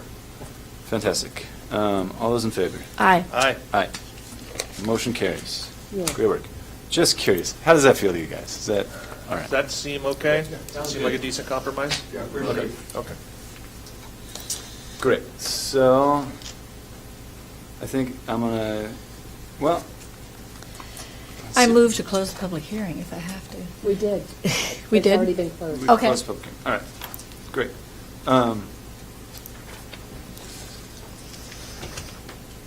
So, all right, next item on the agenda is our discussion and workshop. Good Thanks a lot, night. guys. Thank you, appreciate you guys. Appreciate it. Thank you very much. Good night, guys. I wish I could promise if you stuck around it would be interesting, but I can't. That's okay, I'm going to try to catch the later game. All right. That's more fun than this. But maybe before we do that, Whitney, did you want to come up and talk about this real quick? Okay. And I don't know if you talked about it already before I got here. We did not, but I think it will be informative for our discussion. So, So this would be an item not on the agenda. just say your name. Oh, sorry, once Whitney again. Rab, 115 Mackenzie Road, Woodland. But currently, our code does not allow for like Airbnb, that kind of thing within the city limits. And it's something that I don't know if you guys were discussing tonight or if it's going to be discussed at some point in time down the road. I can tell you from my experience, for the last 4 years, my neighbors made my life hell and all of our other neighbors' life hell. And it's gotten worse over the years. It started out with just a few times. And even though she's been warned now by code enforcement, last fall, the whole month of August is rented out. More than half of July is rented out. Half of June is rented out, and one in September. She just does it anyway. I would say 95% of the time, our shared driveway is blocked, that I cannot even get to my house because I'm the second house in, as well as they park on my property, as well as the street has been full. There's been people in RVs camping because she does wedding events there. And so here we are, all of my neighbors, we have an acre, at least 1 acre, and get drowned out by weddings. The last she did it, she rented it out the weekend before this last one to dozens of high schoolers going to prom at Adeline Farms from Clackamas High School. There were 14 cars parked that I counted. And I like the idea of Airbnb, but it definitely can be misused and mistreated. And obviously, normally, a single-family home doesn't have dozens of people staying there. As well as if it was just single events, like if I wanted to get married on my property, we've never had to get a permit because one of my neighbors, when she did that, she just came over and said, hey, if we get too loud, if we're too late because they were going to have music outside, just let us know. But now we're getting weddings every weekend to every other weekend where you don't want to ruin someone's wedding, but you also want to live at your home. So Whitney, can I So- ask you a question? Is it the house immediately south of you or two houses? It's the house that used to be Ron and Karen Okay, Huddleston's. okay. I Yeah. was just trying to get clarity on Have you that. called Yeah. code enforcement? Oh, yes. How do you know that it's, and I'm not debating the truth Yeah. of your statements. How do you know that it's rented out all of August? Have you seen that on like Airbnb? I've seen it on her site. It's on Airbnb. Have you been able to send that link to Yes. code enforcement? Do we And- have an active code enforcement case for that, Trail? We do. Okay. Yeah. Do we have a And- listed property yet? And the young man who, because I thought maybe they were having another wedding because I saw people in Texas. I didn't think that people would be renting it out for prom because that just seems stupid to me. I wouldn't trust dozens of teenagers in my house. But Not even two. but he showed me the email paperwork that got sent to him, and I took pictures of it and sent it to them. And I said, I'm not going to do anything to you guys staying here, but it's illegal that you guys are here. You realize you're in a residential neighborhood as far as your guys' behavior. And he let me take a picture of it, and which I turned in as well. It's got her name, phone number, So and have that you she's doing called it. the police department for noise abatement or anything? Just curious. It's all your family's fault. It's all on your Yeah. family property, you know? I mean, We've they're at just- Adeline's farm, and then they're down there. I mean, what are you going to do, Whitney? It's, We've just tried to tolerate it through the years, but it's just gotten worse. We were hoping with her oldest daughter graduating that she was going to move, but she's making $2,000 to $3,000 a weekend renting it, so it's just a money thing.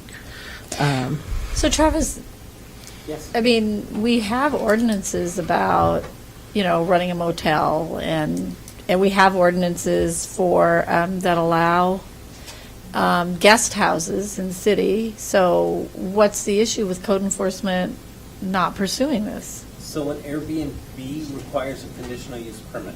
Okay. My understanding is what happened is last summer, is it was taken off of the website for a while, so the code enforcement case was closed. And then, of course, it pops back up, somebody rents it, we get a complaint from the neighbors, oh, what do you know? I know that, I don't know that much about code enforcement, but I know that they have regimented, you know, timelines and such that they have to follow.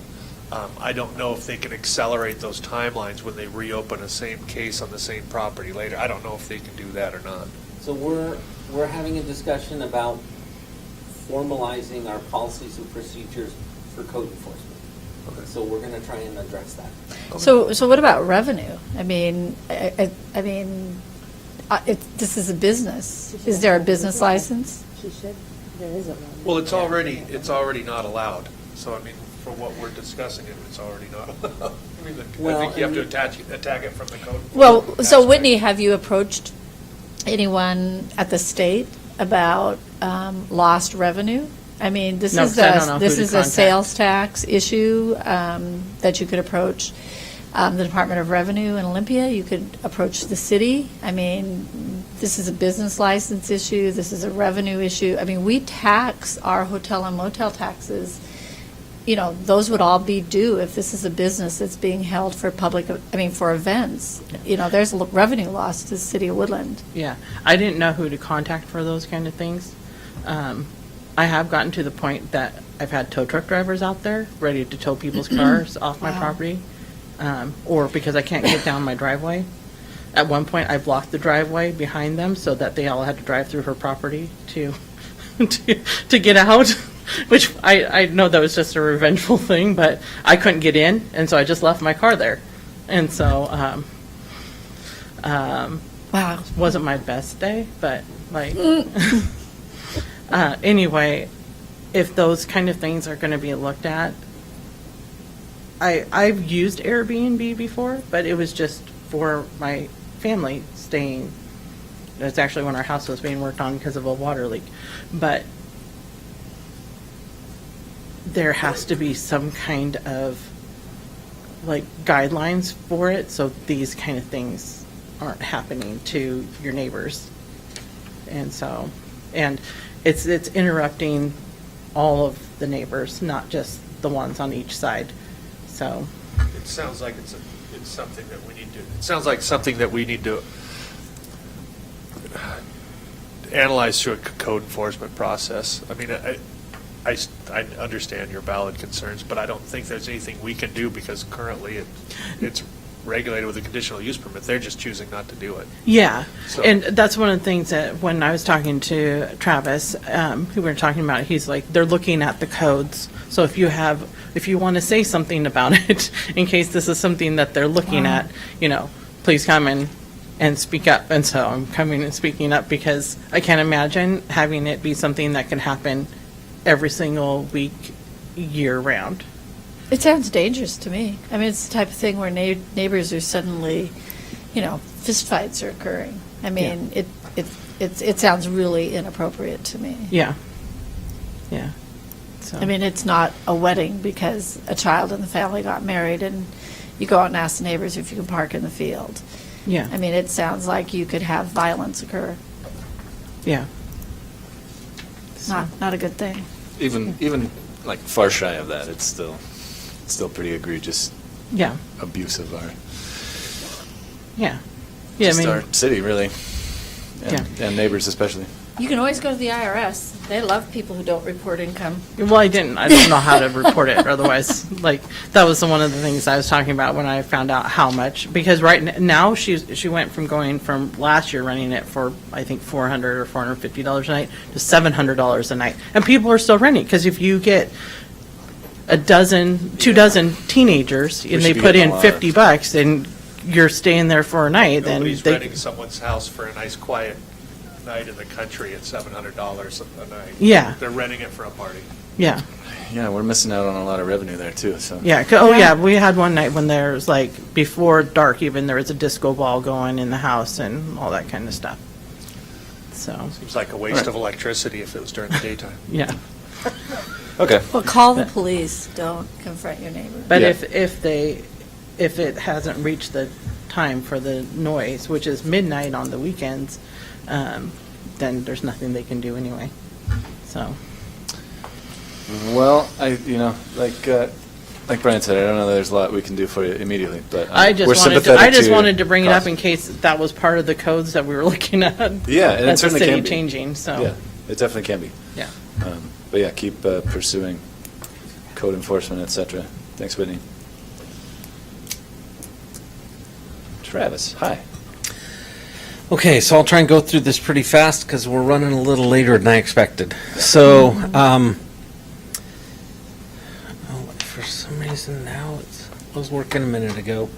Sorry, can you? Thank you. That's what it is. So I did just a quick reminder. Let's go ahead and skip this one. Let's skip this one. So this was our 2018 work plan, and I look back at how wildly naive I was when I thought we would get a large chunk of this amount of work done last year. So Planning Commission rules, we got the wireless communication stuff done and the comp plan language, but the rest of the stuff we didn't even get a chance to touch, including short-term rentals, which was on the list for last year. But we didn't get to.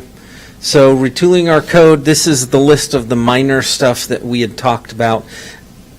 If anything on there warrants fast tracking for discussions, the sign ordinance, the downtown zoning, the downtown parking, and the food kiosk probably makes sense.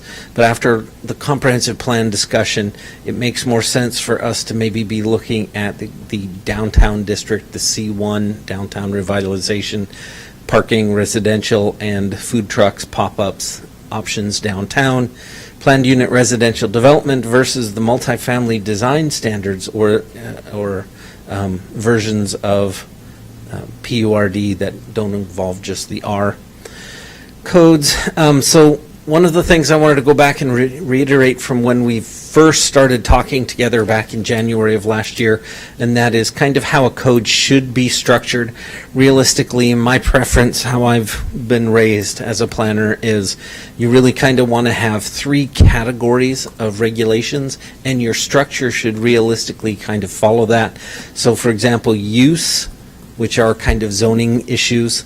Then there's standards, those are like the physical development aspects, and then there's the process, how we document and organize the code. So actually the example here that I'm using is what I was used to back in Clark County, where you have a simple table which allows you to clearly identify, okay, this is the use, these are the zonings, and then, permitted, like in this case, residential. These are the commercial zones, neighborhood, community, and general, if I remember correctly, Brian? And then, Yes. so, Community commercial, general commercial, neighborhood commercial. Yep, so your residential uses, theoretically, they might be permitted in each zone, but you have specific standards, like the development, the physical development standards, that would be different. So here's 260, 150, this is 010, this is 050. So a table like this is super easy to navigate.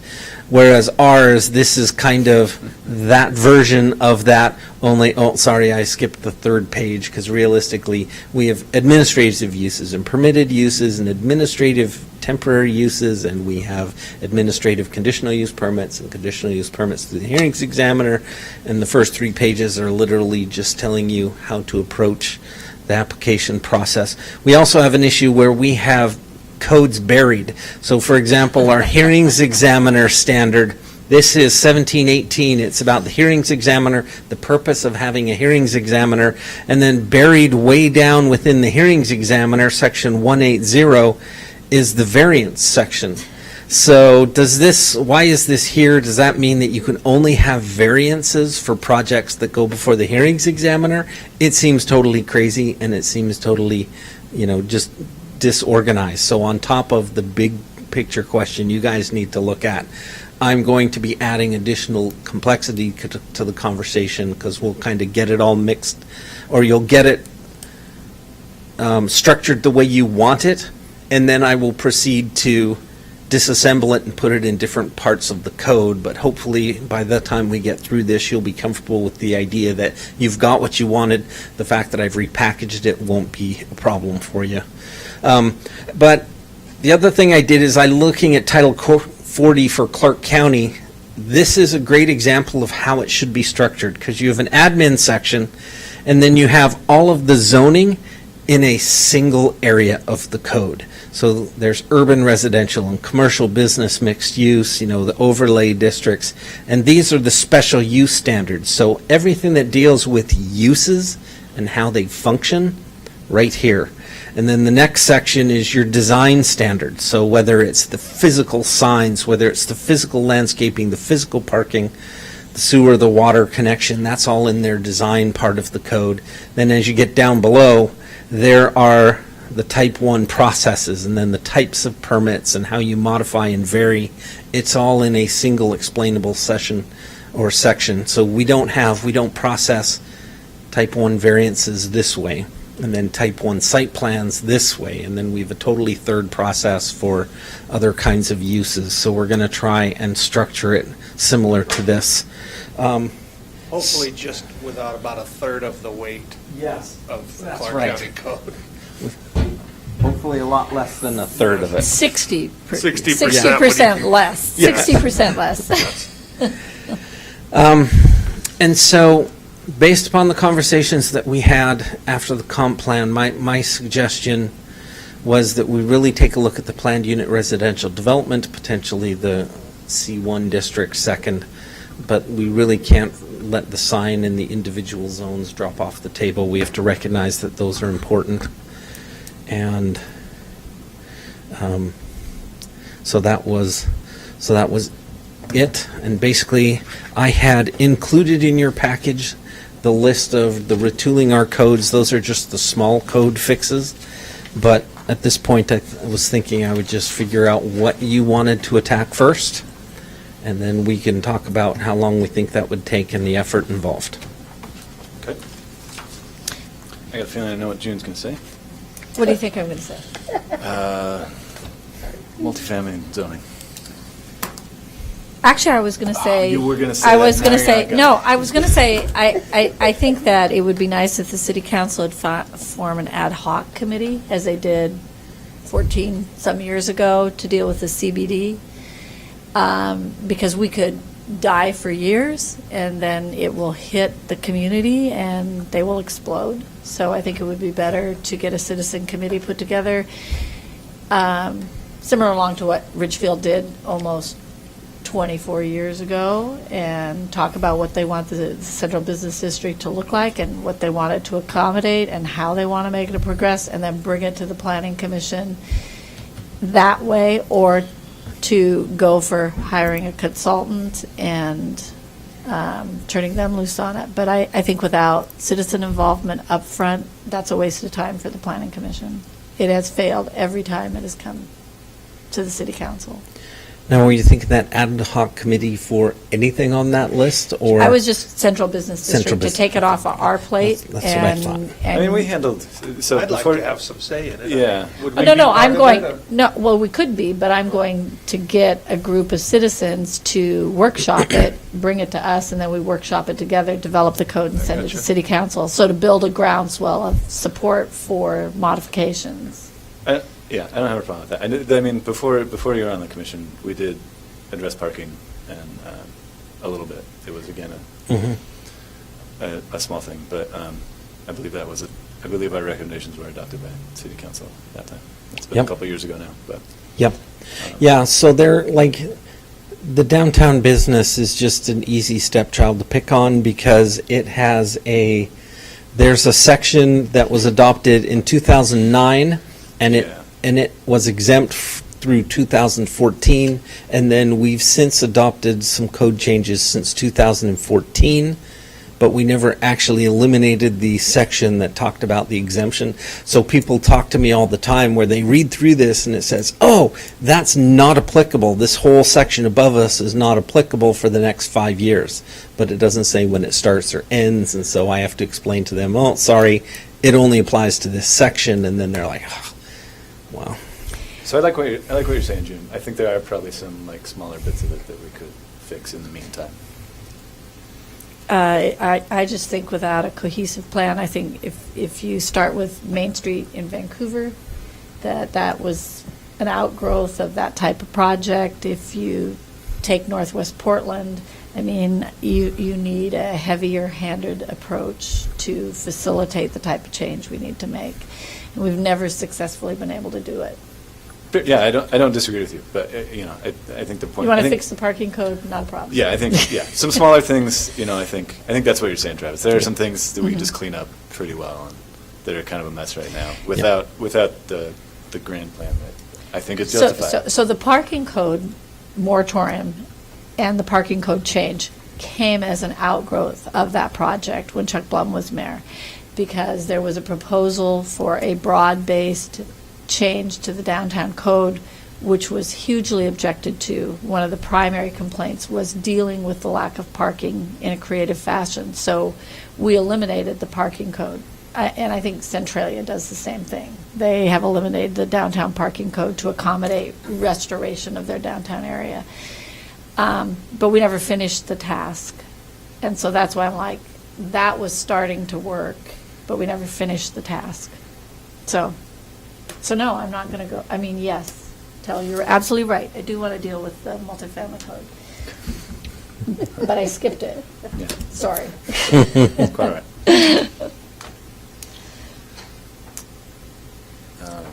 I think you would find some people who would step up to the plate and get involved. There's an existing committee, yes. Is that still extant, the revitalization committee? There is a downtown group. I think they've gone on hiatus for a while, though. Okay. But that would be the place where I would start reaching out and having that conversation. It's also great because we have the Moose, the VFW right downtown, so it would be a natural place for us to start holding activities along with the breakfast, pancake feeds, and et cetera, et cetera, et cetera. Coming to that season, too. Yeah. So I don't know, Brian or Travis, if either one of you are familiar with the process that Ridgefield went through. Because it was a community-based program where they developed a calendar of adding events. That's where the Bird Fest grew out of. And, so it was a very broad-based thing that we're going to develop a strategy for revitalizing.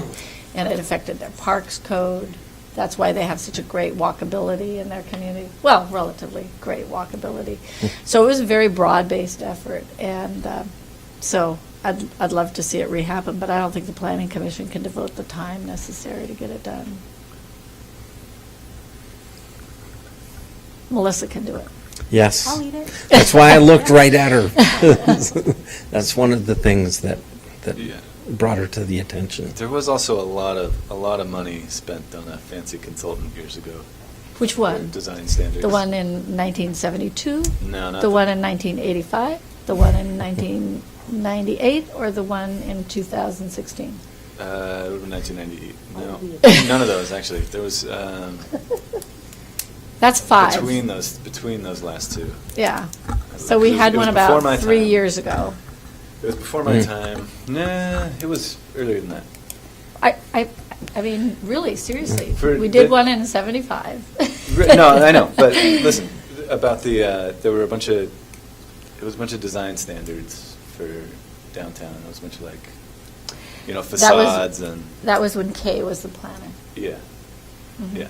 So that was, Crashed and burned. yeah, that was. The outtake was a parking moratorium.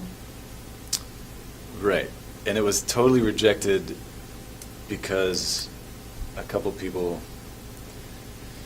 influential people didn't like it and kind of did some rabble-rousing around it. I think there were actually a lot of good ideas in it. I think there was a petition signed by over 800 downtown residents against it.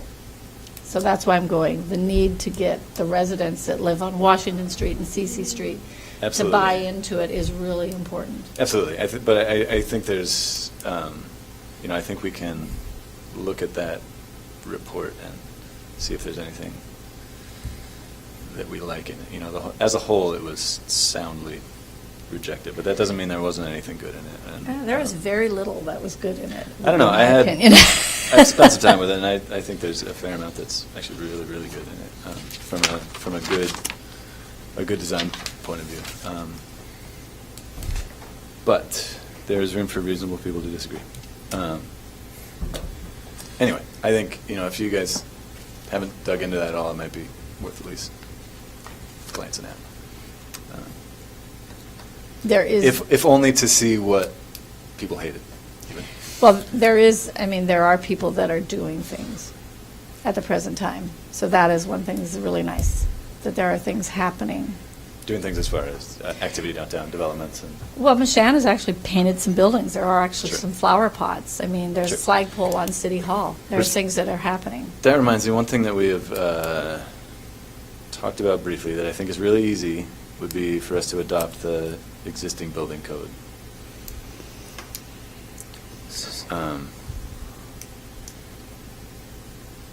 Which exists as part of the international code already. But We do have that. Is that- The International Building Code and the International Residential Code have been adopted, not Right, in it's a- their entirety, but There's another binder for the existing building code. yeah, there is And- an existing building code. and is yes. that, and we already have We- that adopted as well? Well, we It was have. my a- understanding that we did I think not. we're going by 2015. I don't know Yeah, if we right, do. But with Okay. some in- I don't know that well enough. I would like to check into that. That seems like a pretty, if we've already got it, fantastic. I'd feel great. If not, it seems like kind of a no-brainer and a pretty easy thing to do. I think when the empty building on the corner there, kitty corner from the City Hall was done, that was the code that was used. Was it? Of course, the building sat empty for 10 years, but there you go. It's at the old post office. No, I'm talking about the old, it's not Godfrey's building. It's not going to come to me. We Next. call it the Heritage Building or the Centennial Building. Oh. Yeah. So I think I think that was how we saved the exterior of the building.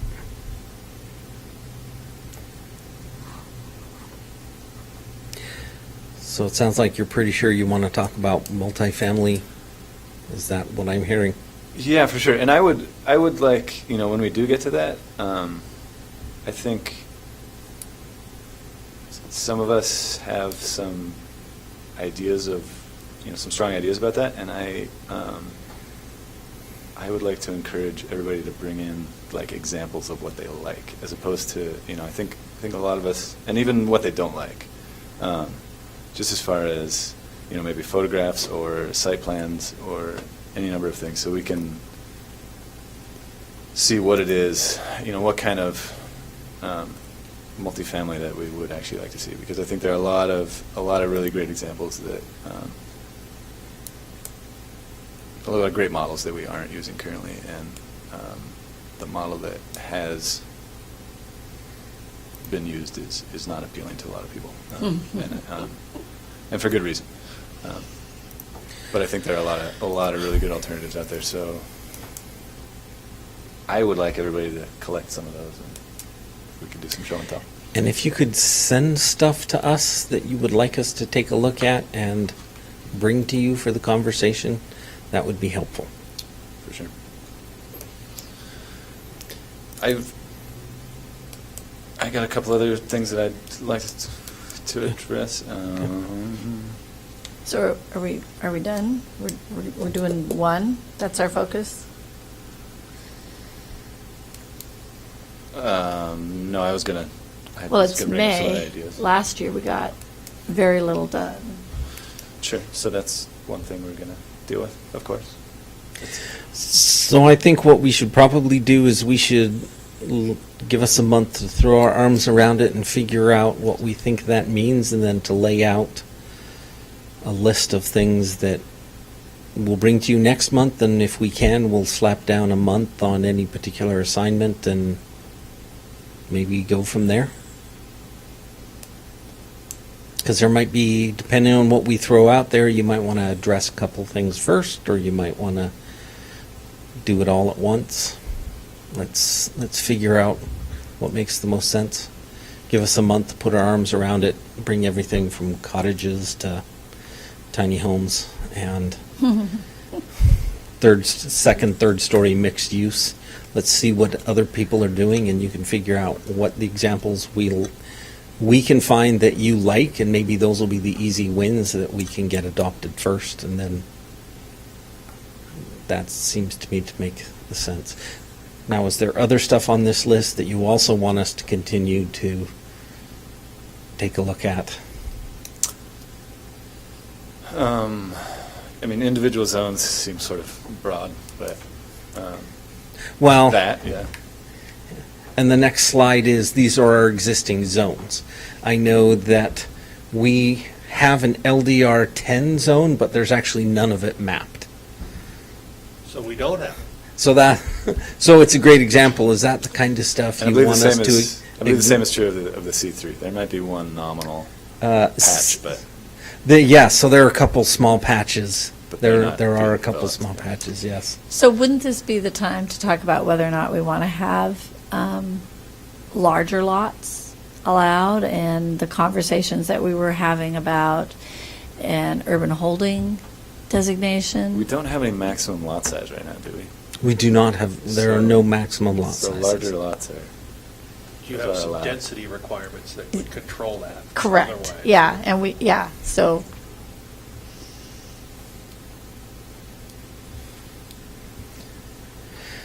So that's why I added this on there, in case you wanted to go down this path. The question is would you rather me work on this? Because if we were to talk about, okay, let's talk about the LDR 10 and why is there none on the map, we're now talking about a zoning map amendment. And given the conversation we just had, is that going to get people all riled up again over something that's not on the map? Or is multifamily discussion? well, maybe maybe that is a discussion that we need to have, but it needs to be focused more towards 2020 when the comp plan gets opened up again.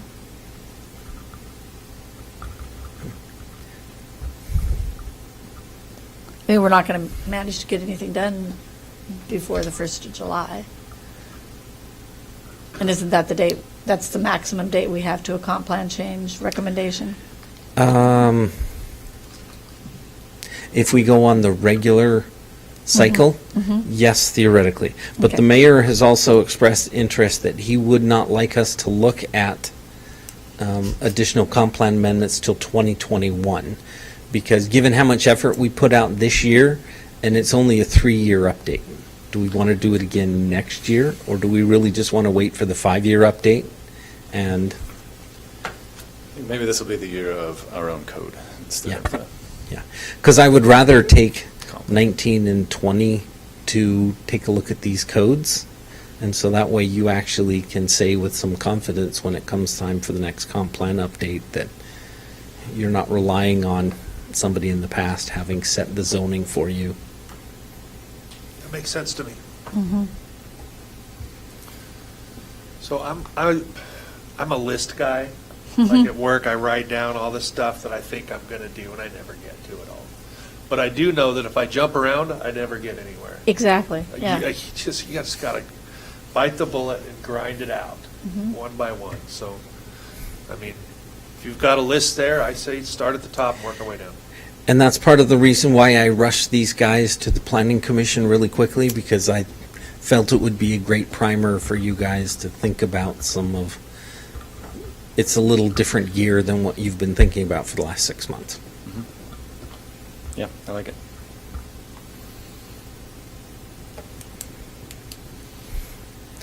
Okay, so It's a good we'll. list. Works for me. Okay. Yeah. So we'll develop something and get it to you for the next planning commission ahead of time so that you can show up and get right into the conversation. Okay. Great. Next is staff reports. Do you have any of those? Did you give them copies of the building? I gave them copies of this summary, yes. You have your own copy. So we are going to start sending you copies of both the building permit numbers and the building valuation for construction. And also we will be updating, we're trying to invent a new tracking list for the land use cases. So we're working on that. We were hoping to have something for you tonight, but we just didn't get it done. But we will start doing these department update every meeting so that you can at least get copies of this in your packet. So if you have questions, you can start asking me that. But this is our building activity. We'll also start including some historical information. So maybe we'll include maybe the 2018, 2017 building permit numbers, if those are in the same format. So that way you can compare this year versus the last couple of years. What's a fire life safety permit? Fire and life safety permits include fire suppression systems, fire sprinklers, Okay. hydrant Got it. mains, that sort of thing. Okay. Are those part of, are those part of other permits? They're associated with other permits. So they're not a separate permit, they're, Yeah, actually, they are a separate they're a permit. separate permit, but they're involved on a project. Usually. Sometimes you'll move just a Right. sprinkler head. For example, if you're doing a tenant improvement that involves rearranging things, sometimes you'll move a single sprinkler head, so you pull a separate permit for that. But they also cover a lot of ground. So for the new truss plant, the fire hydrant line that's being installed from the street to the truss plant, it's also fire and life safety. And so because we now go through Clark County Fire and Rescue by contract, we've kind of created this process where we can document it's not a plumbing permit, it's a fire and life safety permit because it's for a fire system or a sprinkler system or a fire hydrant. And we're still trying to straighten that process out and get that all documented. Well, the only thing I can say is code enforcement continues to ring my bell, because when I look at the number of permits here, I'm like, it's not reflective of the amount of remodeling, decks, roofs, remodels, re-roofs, miscellaneous demolitions that are going on in the city at all. And I know that's hard for somebody to be going out and tagging things, but Actually, it's a lot of lost Our revenue. building inspector does catch a lot of people Mhm. who are contractors particularly who are doing things. We've had citizen reports of activity that needs to be permitted and is not. So anytime it's brought to my attention, I check to see if a permit has been issued for that work. Mhm. If it's not, then we will send out the inspector to put out a stop work order, or I'll contact them if I know who it is and request that they get a permit, informing them, it's an educational tool saying, perhaps you didn't know that you needed a permit for this re-roof job, because in some jurisdictions, re-roofs do not actually require a permit. So But they usually require a fee. that may be true, I don't know. Not very many jurisdictions want proactive code enforcement. It's just not politically very attractive to the voters. I mean, code enforcement usually is just, it all has to be complaint generated. That way you have a complainant that you're appeasing. But we're also doing other stuff where Janice and Melissa have gone through our existing handouts, and they continue to update stuff, and we're getting more and more stuff on the web. Getting that updated is one of our ongoing work projects.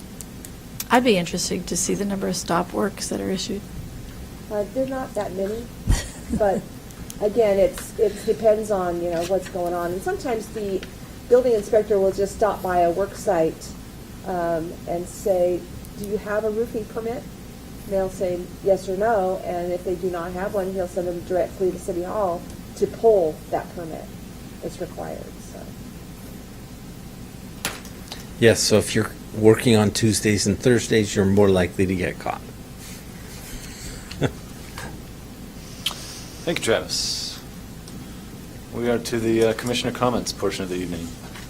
Let's go home. I have one quick comment. This is the last meeting of my commission term, and it's been great and fun. And I want to say thank you to everybody I worked with, all the commissioners, all the staff, all the people who have made public testimony. There aren't many of you here right now, but thanks to those who are. He's thanking 50% of the audience. Yeah. Even the people who just hung around and watched. Anyway, it's been a real privilege. I hope that it's a privilege I retain, but that is out of my hands at this point. So, thanks everybody either way. And yeah, let's get out of here. Move to adjourn? Or you're I going to second adjourn? Adjourn. And thank you, Ted.